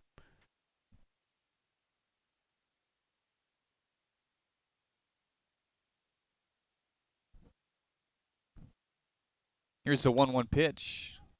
Fly ball to right. It's carrying a little bit further than I thought off the bat. Sam Little does come in, and They bat around here in the second inning and put a 5 spot on Ben McKendall. He had a 1-2-3 frame in the first, but trouble as we head to inning number 3. 5-0 Beavers on the USPBL network. Detroit Mercy really models a value-based education. They focus a lot on service, which provides so many different experiences and opportunities that allows us to tie in everything we learn, how to apply that outside of the class. There are a number of different programs that we're a part of to help bring the community back and revitalize the city of Detroit. Doing service with the community really helps bring Detroit Mercy outside of the gates and to everyone. Detroit Mercy. Build a boundless future.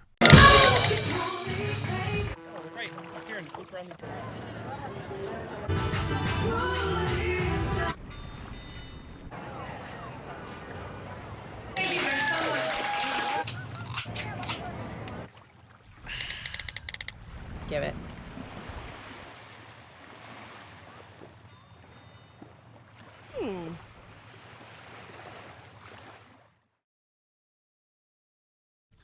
Jeremy and Dan back with you here atop Jimmy John's Field in Utica, Michigan.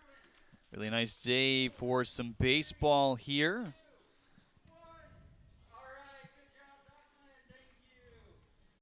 Dan York, our director. Jeremiah Hergot, our producer and graphics operator. Our fine cameraman doing a great job here tonight as well.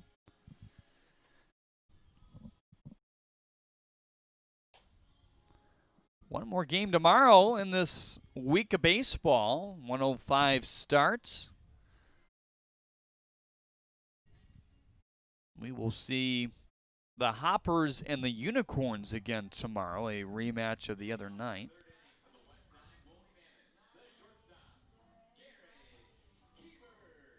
Unicorns able to kind of fight back in that game, but Hoppers took it by a final of 5-3.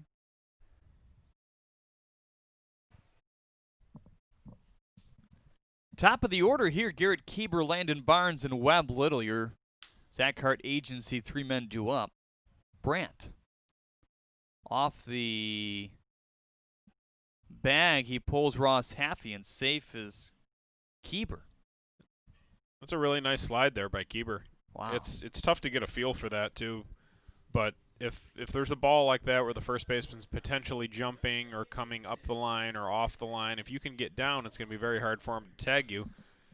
Seems simple enough, but the problem is it's very hard to react and do it when you're running full speed through first base like that. You're not normally thinking about sliding. My initial judgment was that he didn't even touch the bag, but he did a great job of getting some kind of contact on the first base bag over there. Moving to second base right away. Going to have to retreat as this one is popped to the middle. As long as Geely catches it.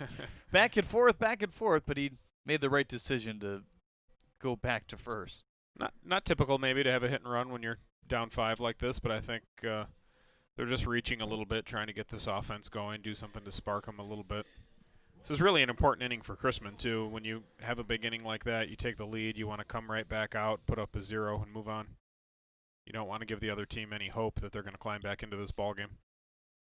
The first inning for Chrisman, pretty clean. Just a 1-out single. Stranded by a pair of flyouts after that, as this one is low. Second inning, he struck out the first 2 batters on a single and a walk, put runners on first and third. Fly out. And to start this one, the leadoff base runner on first here.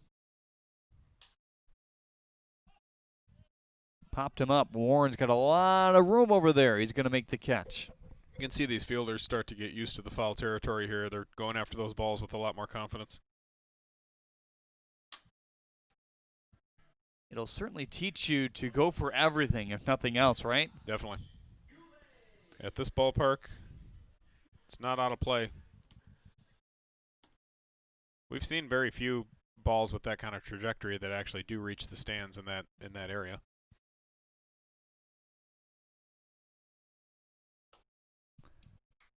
I think the Oakland Coliseum might still have us beat, though. Yeah, you know, obviously that was built for football, so we can excuse it based on that. This park more built for sight lines and premium seating and things like that. That's what affects the dimensions here. Nice 88-mile-per-hour fastball on the corner. Really neat feature of this ballpark is how far down the line the dugouts are, because it leaves more great seats, you know, between home plate and the bases. Runner moving. Pitch to second base. Swivel tag. Not in time. Geely with a decent effort as that throw by Shoemaker was a little short. It's another TCF Bank stolen base. Every stolen base this year. TCF Bank will donate to a local charity here in Macomb County. So thanks, TCF, for your charity work. Nice swipe of a bag there by Keeber. Showing off his wheels again. Warren. Spinning around. Strong throw to first base, and Xavier flashing the leather here in the third inning. So nothing becomes of the leadoff air. Garrett Chrisman's looked pretty good today despite a little bit of traffic, Dan. He has. He's pitching with confidence, pitching to contact, using that defense behind him, and that was a hose of a throw there by Xavier Warren.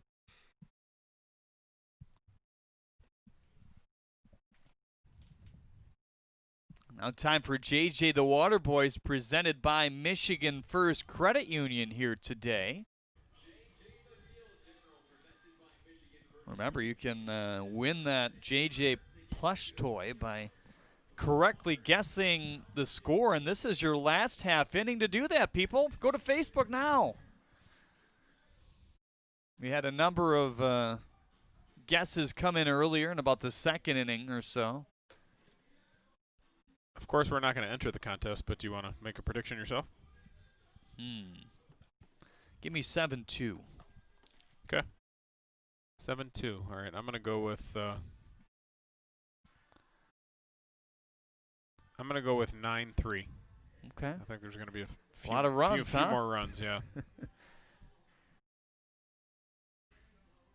JJ getting some laps in here with the Frisbee. 9 men were sent to the plate back in the second inning for the Beavers. That was after a 1-2-3 snappy frame for Ben McKendall. He's back out there to start the third. All started with a leadoff walk to Shoemaker. And the single by Haffey. The strikeout to Weimer for the first out. RBI double by Ron Williams Jr. Walk to Jonathan Brandt. Strikeout to Drew Thomas. And then the home run by Freddie Geely to drive in 2 more to right.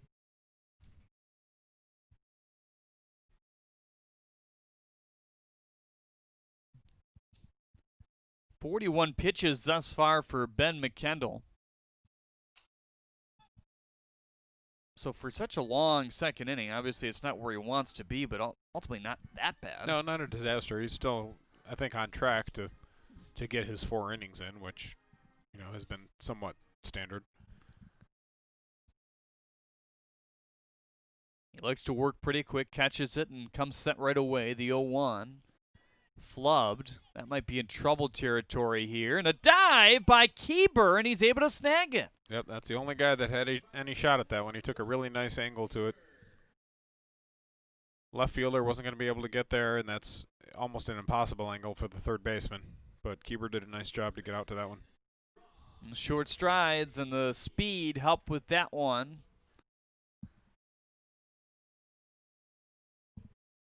One up and one down. We saw that in the first inning. 1-2-3 frame for McKendall, all via the contact.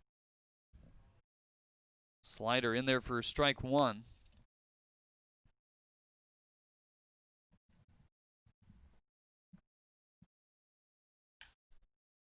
Popped him up. Barnes calls it all the way. That's to venture quite the way to collect out number 2. Back to Joey Weimer, the pride of Temperance Bedford. The Kicking Mules. You know, I was going to ask you if you knew the nickname. That's a tough one. It's a good one. You know Lincoln Park? Lincoln Park. Is it the Rails? Rail Splitters. Rail You're Splitters, close. okay. That's one of my more favorite ones, too. Rail Splitters. Dan York in our ear, our director here tonight, asked us what the other rail splitters in Michigan is. I'm not sure I know that. I didn't even know there was one rail splitter, so I'm certainly not gonna get it. Swing and a miss there by Joey Weimer. My only experience going to Temperance Bedford was for a football playoff game, and I want to say it was 2010, and it was so foggy that from one sideline you couldn't see the other sideline. Really? Yes. Goodness. A lot of incompletions that night? It was actually a very high-scoring game. Really? Yeah. Strange thing. A lot of running maybe. Barnes over to first base, and just like that, Ben McKendall, you'd never know he had a 9-batter second inning. He's got a 1-2-3 frame in the first and third. He's reeled it together quite nicely other than the second. It's still 5-0, and Dan, we're on the air again for the Dunkin' Donuts race. All right. Let's get Haven't it done today. this for a little bit. I'm really feeling with the muggy day today and everything. I think iced coffee. I'm going donut. Okay. They're going to come out of the left field gate here. It's probably going to be hot coffee since we didn't. Neither of us picked that. Come on, iced coffee. Oh, look at Donut on the backside. Look at that charge, man. Look at him. He's spinning in exuberance. He's all hopped up. Come on, iced Hot coffee. Iced coffee on that's the a good outside. stride. It's a good stride. And iced coffee is going to burn. Look at this.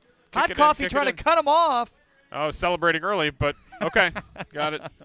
I got a little nervous about the early celebration. Tell you what, that's one of our best races we've seen. That was a good race. Fans, make sure to visit your local Dunkin' Donuts for some sweet, refreshing deals because America runs on Dunkin'. I feel like I should make a tradition of Dunkin' Donuts for the doubleheader. I feel like I could use a good cup of coffee at some point. Yeah. It's a whole new ballgame at your Metro Detroit Chevy dealers. Right now, you can lease an all-new 2020 Chevy Equinox LT Ford for just $261 a month for 36 months. Put it in D and see why Chevy drives the Motor City. Visit ChevyDetroit.com. Look at the setting sky here tonight on Jimmy John's Field. Beautiful night for baseball. First pitch temp here in Game 2. 85 degrees. That young man has a baseball. It's a beautiful night, but there's a certain level of frustration every time we see one of these beautiful nights. It's just so commonplace Saturday night in the summer to see this place packed. Mm-hmm. And I'm sure we'll get there again someday, but it's just a very strange year in sports. Garrett Chrisman looks good so far through 3. He's back out there. That one low and inside. Not afraid to throw that slider inside to the left-handers.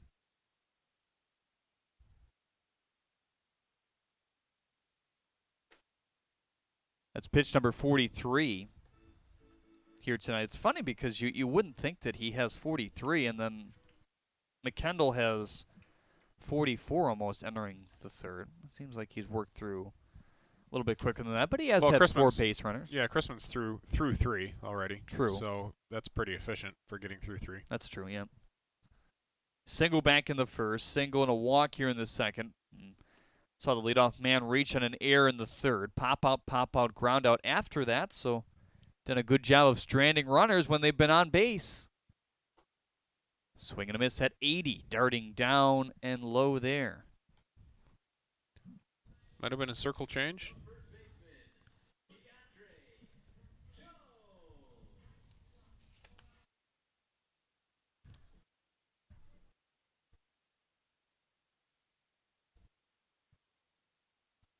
Garrett Chrisman, the guy who was kind of holding out hope, or at least thought he might be someone who could be a position player at the next level, but the draft came and went, and he saw that he wasn't taken, and then he had some interest from San Francisco to be a pitcher, and he ended up in their system for a year. So sometimes you just got to take what's given to you, roll with the punches, and let the pros see what they see best, right? Definitely. Back-to-back strikeouts to begin the fourth. He looks sharp here. Guy who led his high school team to a state championship in Noblesville, Indiana.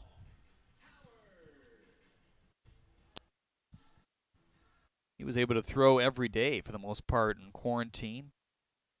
kind of alternating between inside and outside. So he didn't really feel like it was a huge jump from his bullpens, quote-unquote, / side sessions to USPBL action. Certainly much more adrenaline, and facing live hitters is always different. For a guy, though, who threw a lot, 0-1 is a swing and a miss at 8th, corking some nice slower pitches here in the 4th. That's a huge advantage, given what most of these hitters were not able to do. Yeah, if I have to be quarantined as a baseball player, I'd rather be a pitcher than a hitter. And just like that, he strikes out the side with some authority. Sent one down low to Jamal Howard. So Little, Jones, and Howard all rack up Ks here in the 4th.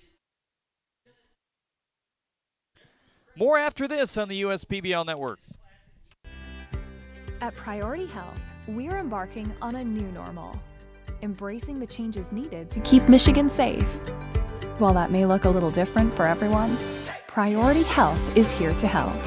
With access to the care you need, the doctors you want, and the quality coverage you can afford. So you can get back to this, and this, safely, steadily, and with the smartest health coverage possible.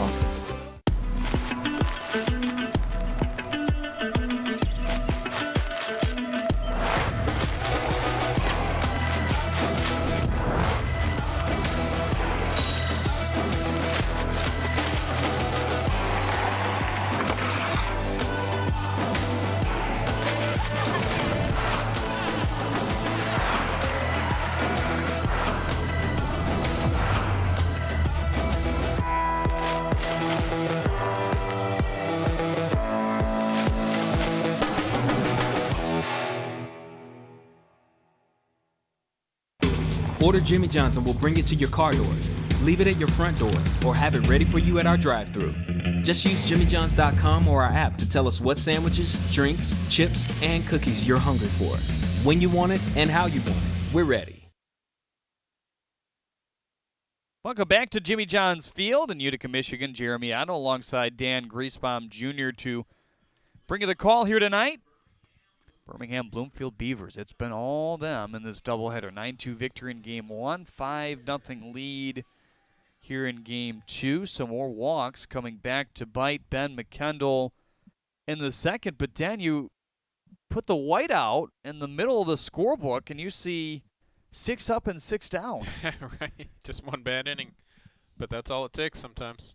All via the contact. He struck out 2. That was in that second that he saw 9 men come to the plate for Birmingham. He is pretty effective as a pitch-to-contact guy generally. 1-0, line drive to center. Howard trying to cruise over on that one. He got a good jump, and in tune, records out number 1. Ron's taking some nice swings here in Game 2.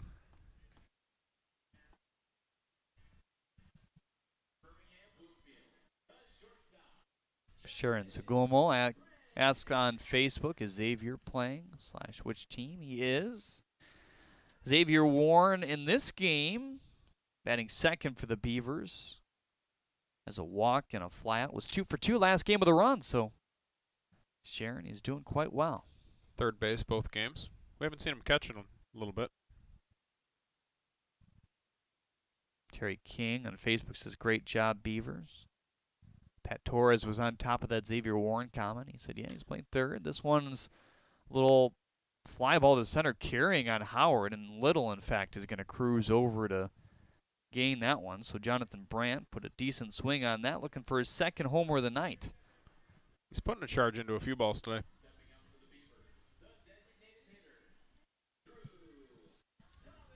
Are we going to see another 1-2-3 here for McKendall? We just might. Drew Thomas coming up here.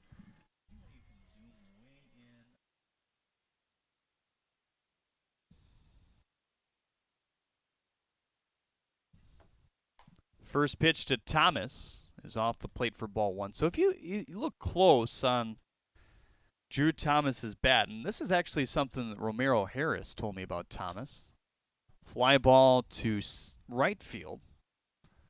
Little right on that. that will be a 1-2-3 inning. How about that? For Ben McKendall. Not too bad at all. Back with more after this on the USPBL Network. They called it the 1,000-year flood. They were having homes and businesses flooded, and roads were being washed out.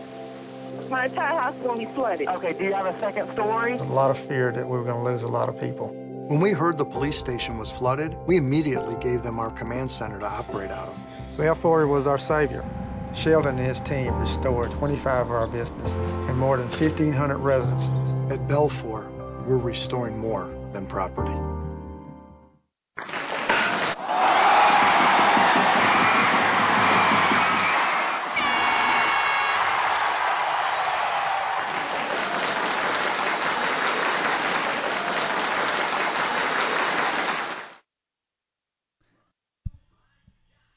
Now time to take a look at the Scots standings, as the Scots grounds crew also tends to the infield here. Unicorn 6-2, Hopper 6-4. The Beavers with a win in game 1, 5-5, and we've got a chance to be real bunched up here, don't we? Yeah, they would put a lot of pressure on the Hoppers tomorrow with another win. Unicorns a few games behind, just in the quantity department. Jalen Smith, Brett Elmer, Garrett Keeper, the three men due up here in the 5th inning to face Garrett Chrisman. That look is brought to you by Zach Hart Agency. Lisa McKendall watching on YouTube says, let's go, Ben. Way to settle down. 3 up, 3 down. No doubt. Sure did settle down. I thought Garrett Chrisman did a really nice job last inning of establishing his changeup, more so than maybe we've seen in the past. He back-to-backed it several times, which sometimes throwing changeup over and over again isn't super effective, but he's got really good command with it right now. Maybe a first pitch changeup there that scoots inside on Jalen Smith. Yeah, consistent 80 we saw in that 4th inning. Fly ball to right center. Harris chasing it back for out number 1. I talked to Harris the beginning of this week or end of last week about how tough is it as an outfielder not see a lot of reads and practice. He says that comes a little bit more natural than hitting. I mean, you need a little bit more reps in the hitting department. You can kind of rely on your instincts and what you've seen in the past in terms of your outfield routes and seeing it off the bat. I will say this year it's probably easier to see it off the bat than maybe any other year because you're largely just looking at the green seat background of the grandstand, with a few exceptions of people sitting here and there. But most of the time, Sunday afternoon, Saturday night, you've got a packed grandstand here. And people could be wearing white shirts, people could be moving around, they could be holding signs, you never know, and it's a little bit tougher to pick up the ball. 2-0 high chop to second base, Geely.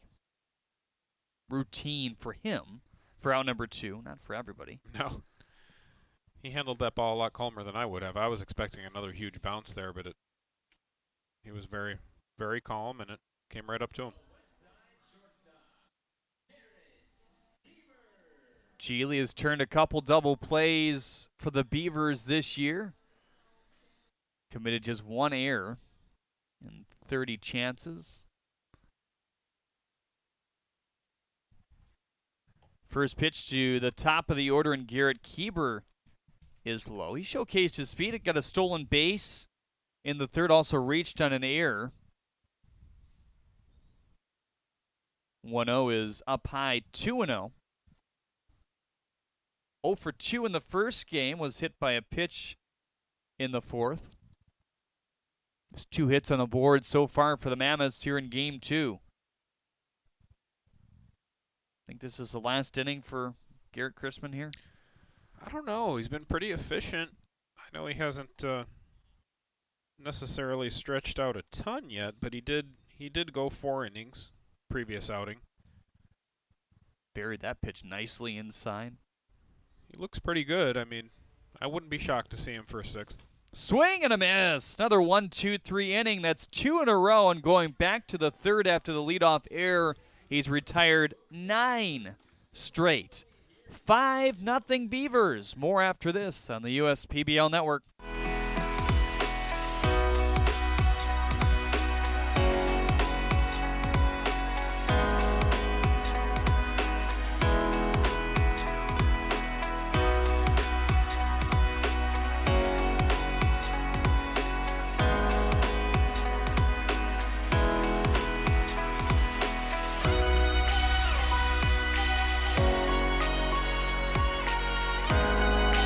Throughout your life, from big moments to ones well earned, we're your financial guardian angel. Alliance Catholic Credit Union.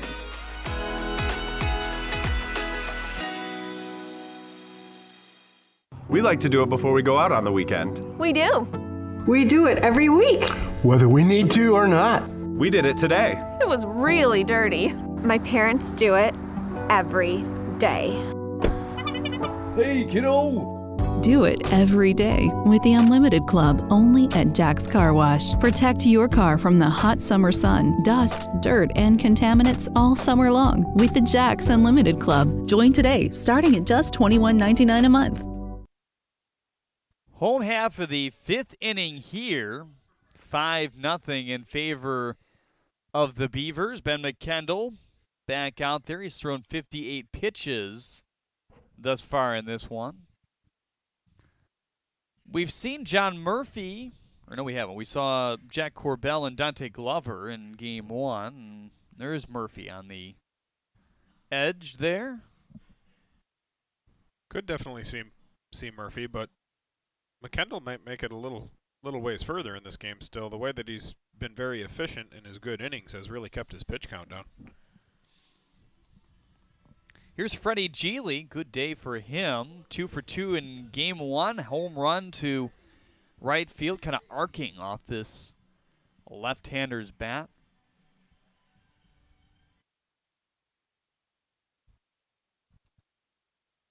First pitch to Freddie. Little excuse me, foul. He got a hit earlier like that. He may get a lot of hits like that if he keeps just hitting little choppers toward the left side of the infield. He's going to beat those out. If I'm Webb Little, I might want to inch in a little bit more at third. Right. He is slightly in compared to everybody else. They're back in the infield against Freddie. 82 miles per hour and a swing and a miss. Imagine if Geely was still on the Hoppers, they would really have a outstanding lineup. They would. He was an all-star with the Hoppers last year. Von Joshua had him in the 2-hole for most of the year, but with some of the injuries that we've seen, he's back to the leadoff spot. It's certainly a spot he's comfortable with. He's hit a variety of spots in his career over high school, college, and the pros. Barnes for the first out. Been a leadoff guy, been a 9-hole hitter with that speed, and certainly has also seen some 2-hole action as well. Sign of a hard worker, that dirty white jersey. Definitely. Speaking of that jersey, I feel like this home Beavers uniform is probably the most classic look of all the ones we've seen. The pinstripes, yep. Yeah. It seems like the one that would fit in the major leagues the best, perhaps. McKendall really wanted that pitch. He followed it, looked at it, and disappointed when your home plate umpire called it a ball here. Now the 1-0. 80 miles per hour for strike one. We've seen a heavy dose of the changeup, haven't we? Definitely. Good spin on that one as well, 23.03. That one might have been his curve as I get a second look at it on the Yeah, I was going to say, it sounds like too much spin for the change. That one straight at 89, just to the outside, 2-1.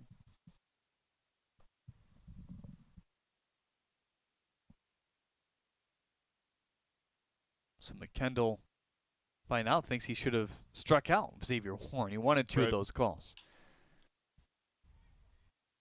Jammed him there. Didn't sound great off the bat. Might have broke it. The way he threw it, it sounded like he didn't want to see it again.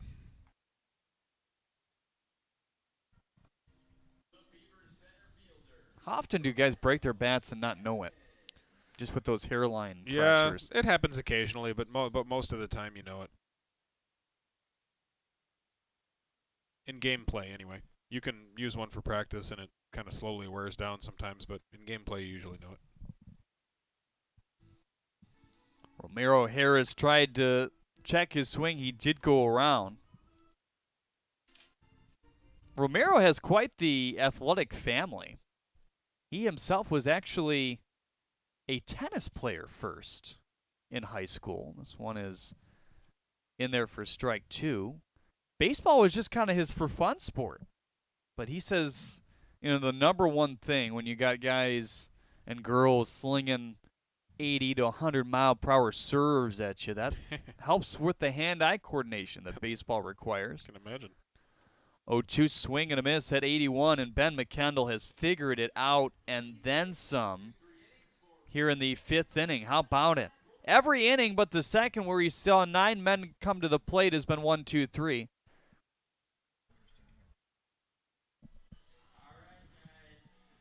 We have a special happy birthday shout out.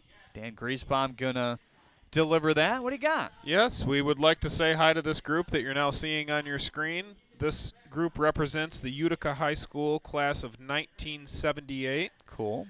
They are together virtually today and watching the ball game together. That's awesome. Celebrating many of their 60th birthdays this year. This particular photo is from a couple years ago, which was their 40th high school reunion, which they spent here with us at the ballpark. And they were very much planning on spending a day at the ballpark with us this year as well to celebrate all of their 60th birthdays, as I mentioned. And that wasn't possible with the large group gatherings this year, so they're with us watching on YouTube or Facebook today and enjoying a virtual celebration, so we wanted to say hi to them. We appreciate them tuning in, and we look forward to having them back as a group at the ballpark sometime soon. That's great stuff. Happy birthday to everybody where it applies. I know Mary, Pat, Larry, a few of the names of the folks there. I don't know all of them, but to everybody, whenever you happen to celebrate that 60th birthday exactly, happy birthday to everyone. Garrett Chrisman back out there, not a complete surprise. 65 pitches through 5 innings. He's retired 9 in a row after he allowed the leadoff man to reach in the 3rd via error. And a majority of those outs have been strikeouts. 4 of the 6 in the last 2 have been via the K.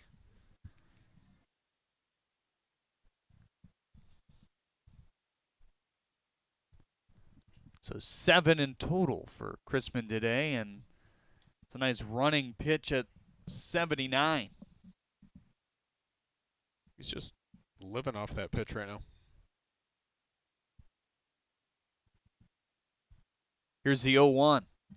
Low and away at 79. It's down in the zone, especially coming from someone who's 6'2"-ish like him. It's got a downward tilt to it. Really commanding it well. Tied him up inside with the fastball that time at 88.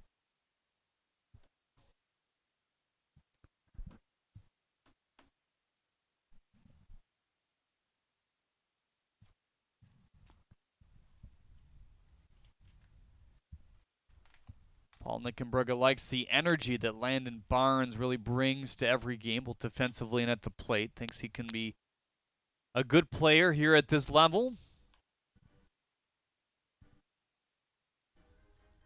Says he turns it really well. That second base bat, good hands, good range.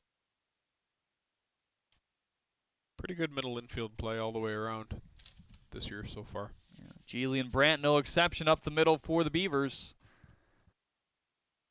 1-2 again inside at 79, and that pitch is money right now for Garrett Chrisman as he records yet another strikeout, his 8th.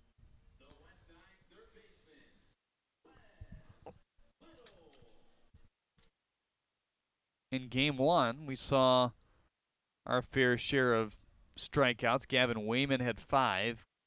Monty Godfrey had 2. Against this Mammoths offense, and that was only in 5 innings. Keep in mind.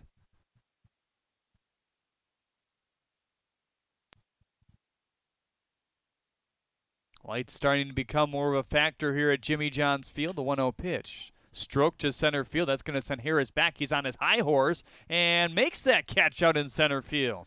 Great route. That ball over the head of an outfielder, directly over their head, is such a tough ball to track down. You've really got to drop one of your feet, chase it while still keeping your eye on it. You don't want to ever backpedal, and he did a great job getting back on that ball.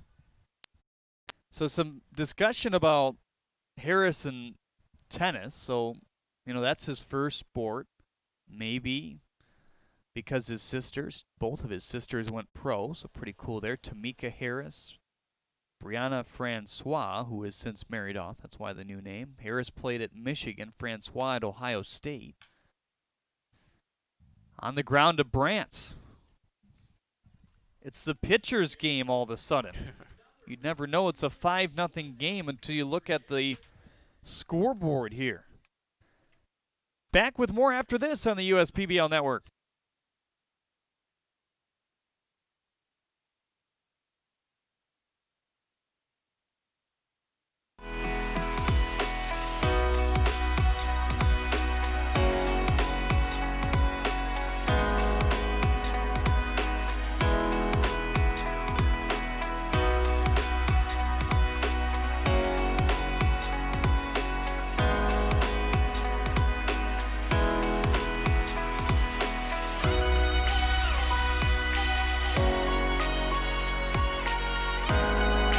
Throughout your life, from big moments to ones well earned, we're your financial guardian angel. Alliance Catholic Credit Union.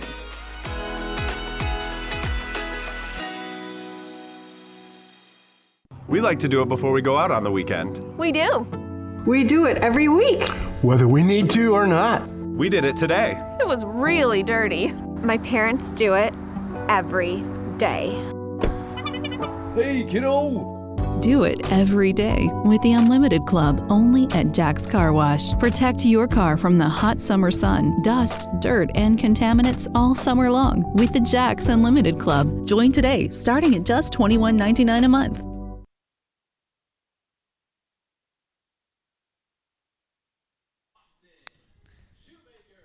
To the bottom of the sixth we go. Austin Shoemaker, Ross Haffey, and Joey Weimer, your scheduled three. Brought to you by Zach Hart Agency. 5-0 Beavers.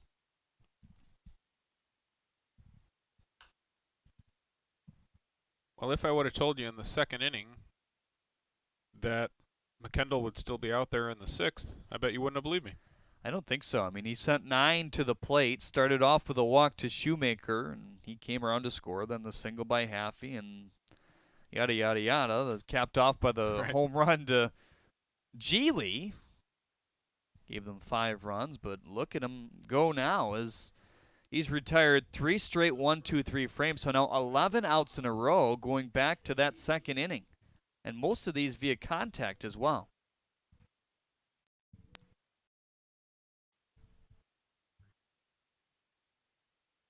Ross Haffey was 1 for 2 with a single back in the second. He was one of the men that came around to score. It was Shoemaker, Haffey, Williams Jr., Brant, and Geely, who all touched home plate. And if you were the Mammoths and Paul Nickenbrugger, you said, oh boy, not again. After a 8-run inning in the first and a 9-2 spread, by the time things were said and done, you see another big inning, and you're like, are we going to have to tax our pitching to the max again? But Ben McKendall has answered with a astounding no. Well, that's the thing, is even if they don't come back to win this ball game, which, they probably won't, it's still a benefit to the club being able to save some of this pitching for the next outing. It's also a big thing for McKendall's confidence, just the way that he was able to settle down and rattle off these 1-2-3 innings. So whether they win the game or not, the fact that he settled down like this was important to the team. 2-1, big swing and a miss, and an 81-mile-per-hour pitch there. There is some action down in the Mammoths bullpen. I believe that's John Murphy tuning up. Here's the even pitch now. Wave and a miss.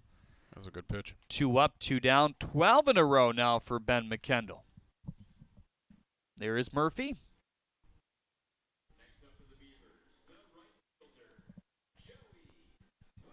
There's another baseball player with glasses. That's right, John Murphy. Had that big discussion back in the first game. Like Jeremy Bonderman with glasses. Yeah. First pitch to Weimer is low. So if he gets Weimer here, then that means 5 1-2-3 innings on the day, right? Correct. Wow. And only 2 strikeouts to be had in that. That is a lot of contact. Bad contact, I guess you could say. Yeah, you're not going to get him on that ball. Good reach by Keeber. Good attempt, but... Yep, good range, but he is just far too fast. So that's the third base hit that he's able to win with his legs here today. Keeber's all over the place, though, when it comes to the shortstop position. He does a really good job keeping that in. And as usual, we talked about something, and then it didn't happen. We definitely shouldn't talk when there's a no-hitter or a perfect game going on. We would jinx it for sure.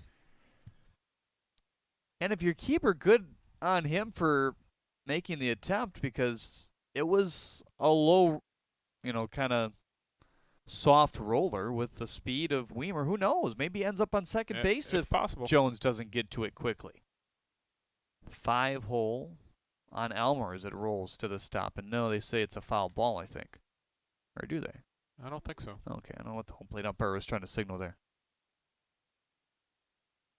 He was shaking his head and pointing back, so I thought that meant that Joey Weimer had to return to first, but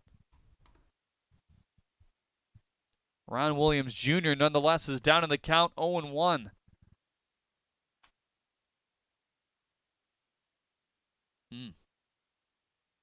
Keeber having to give some extra effort to keep that one in.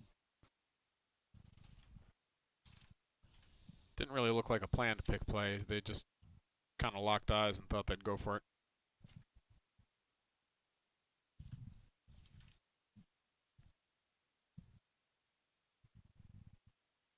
Oh, 1 is in for strike 2.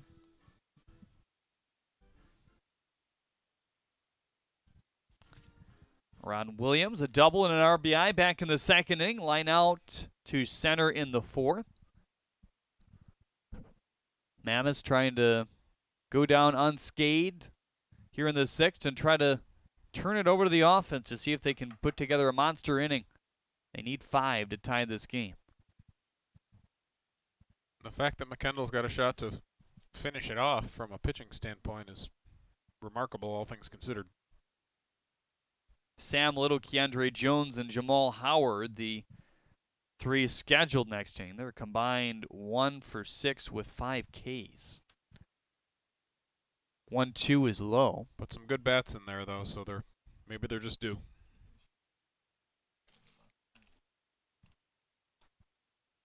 Jonathan Brandt would be next if Ron Williams Jr. can get on here.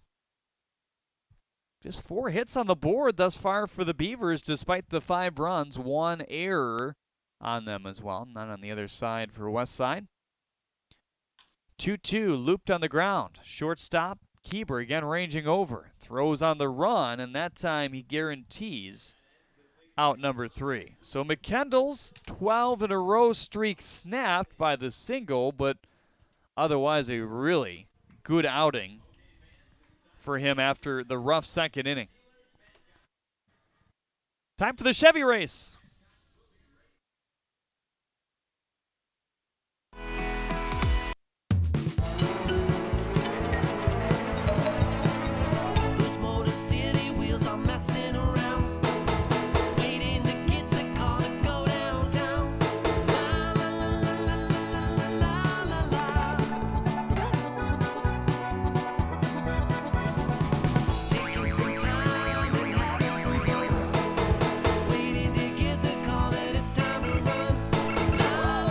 Holy Hot Rods, it's race time! Chevy Detroit wheels, start your engines! The Chevy.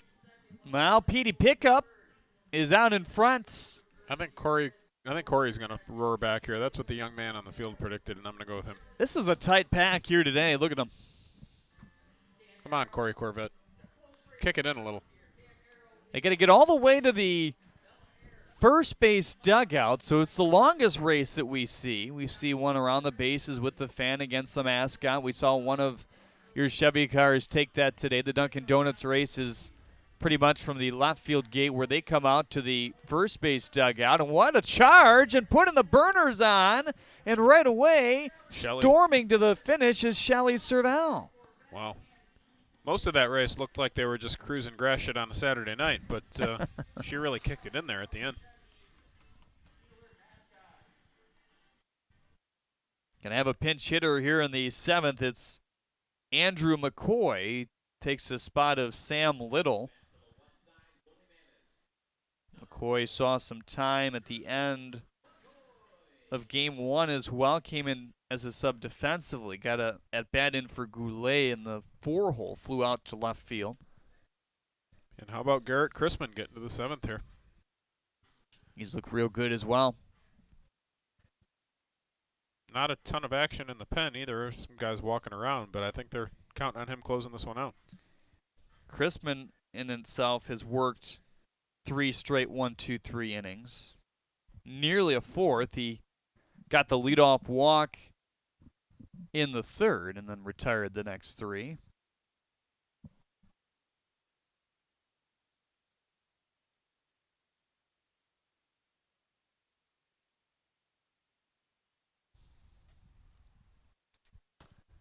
Checked his swing there. Reigns outside. 2-0 on McCoy. Seems when he's on a roster, he's in a game, doesn't it? It sure does. I just feel like I see him a lot when I get to the ballpark every day. It seems like he's always hanging around the batting cage. He's an everyday guy. Bounced around in his baseball career a little bit. Ended up at Benedictine College. It's an NCAA Division II. 3-0 is on the corner for strike 1.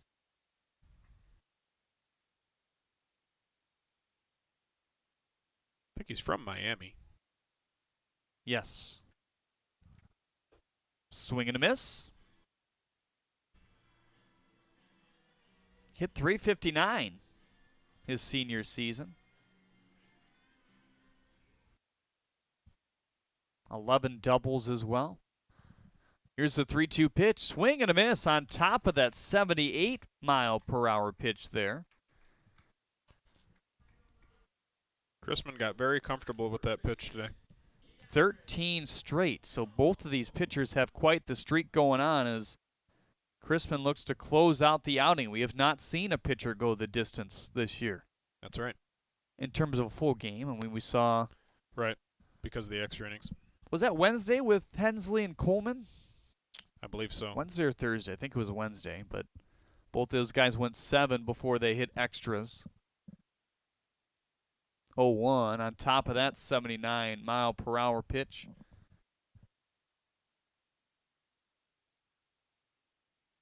Sinker, 4-seam, 2-seam slider is the arsenal for Garrett Chrisman. 0-2, swing and a miss. It really looks the same every one of his strikeouts. You know, he's running up something that's around 79 miles an hour that's got some downward action to it. I think it's a circle change most of the time, but he really zoned in on that pitch today and had great command of it. So this group of 5, 6, 7 in the Mammoths order is now 1 for 8 with 7 Ks. Jamal Howard has one of them. He also has a single back in the second as he grounds it foul down the third baseline.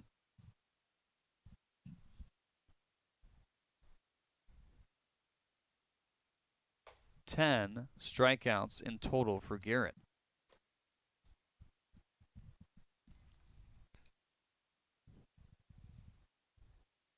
1-1, swing and a miss. 1-2 now. I'm going to predict changeup. Wouldn't be a bad choice. 1-2 pitch in the dirt at 79. He is going to strike out the side given that Shoemaker converts it, and he does. What an outing. And that is the appropriate way for him to close out this ball game. Another changeup down that he gets a guy to swing and miss at. Did a terrific job establishing that pitch today, and just a great outing for Garrett Chrisman. 15 batters in a row to set down this game, and he deserves the baseball and the smile as both of these guys figured it out in the end here today, Dan. But the Beavers will sweep the doubleheader, and more importantly, they put a lot of pressure on the Hoppers tomorrow, yeah? Yep, absolutely. Another doubleheader sweep here today. They're right up there contending for first place now, and really impressed with the way that they came out today, and I think it's very obvious who your player of the game is. I think you're going to have to go grab Garrett Chrisman if you can and have a conversation with him. 5 runs off 3 hits and 1 error for the Beavers. No runs off 2 hits and no errors for the Mammoths. We will talk to our player of the game and our Auto Lab post-game show from the United Shore Media Desk in just a little bit here on the USPBL Network. Stick with us.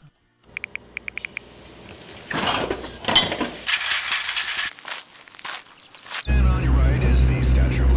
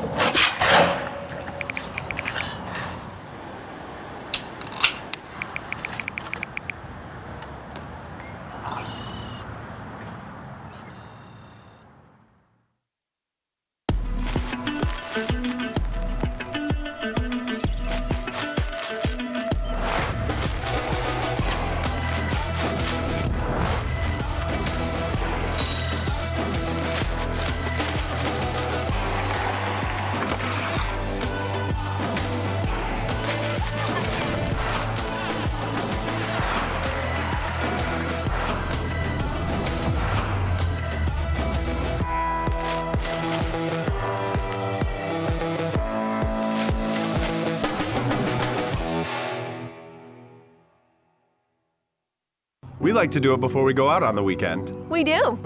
We do it every week. Whether we need to or not. We did it today. It was really dirty. My parents do it every day. Hey, kiddo! Do it every day with the Unlimited Club only at Jack's Car Wash. Protect your car from the hot summer sun, dust, dirt, and contaminants all summer long with the Jack's Unlimited Club. Join today, starting at just $21.99 a month.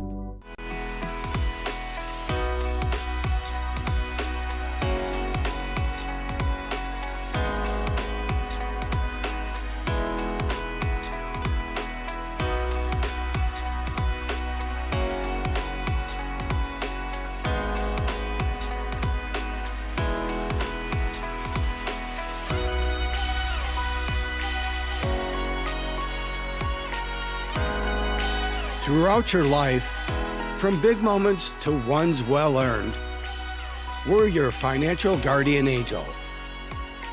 Alliance Catholic Credit Union.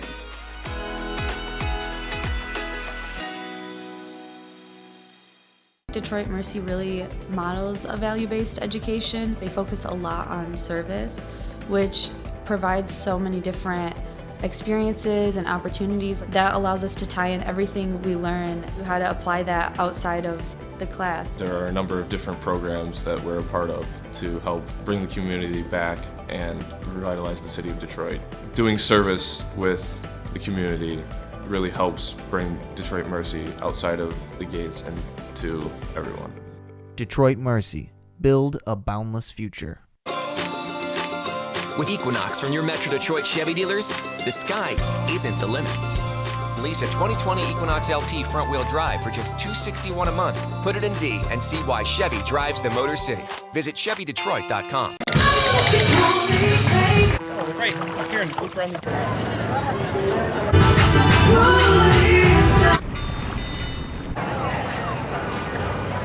Thank you guys so much. Give it.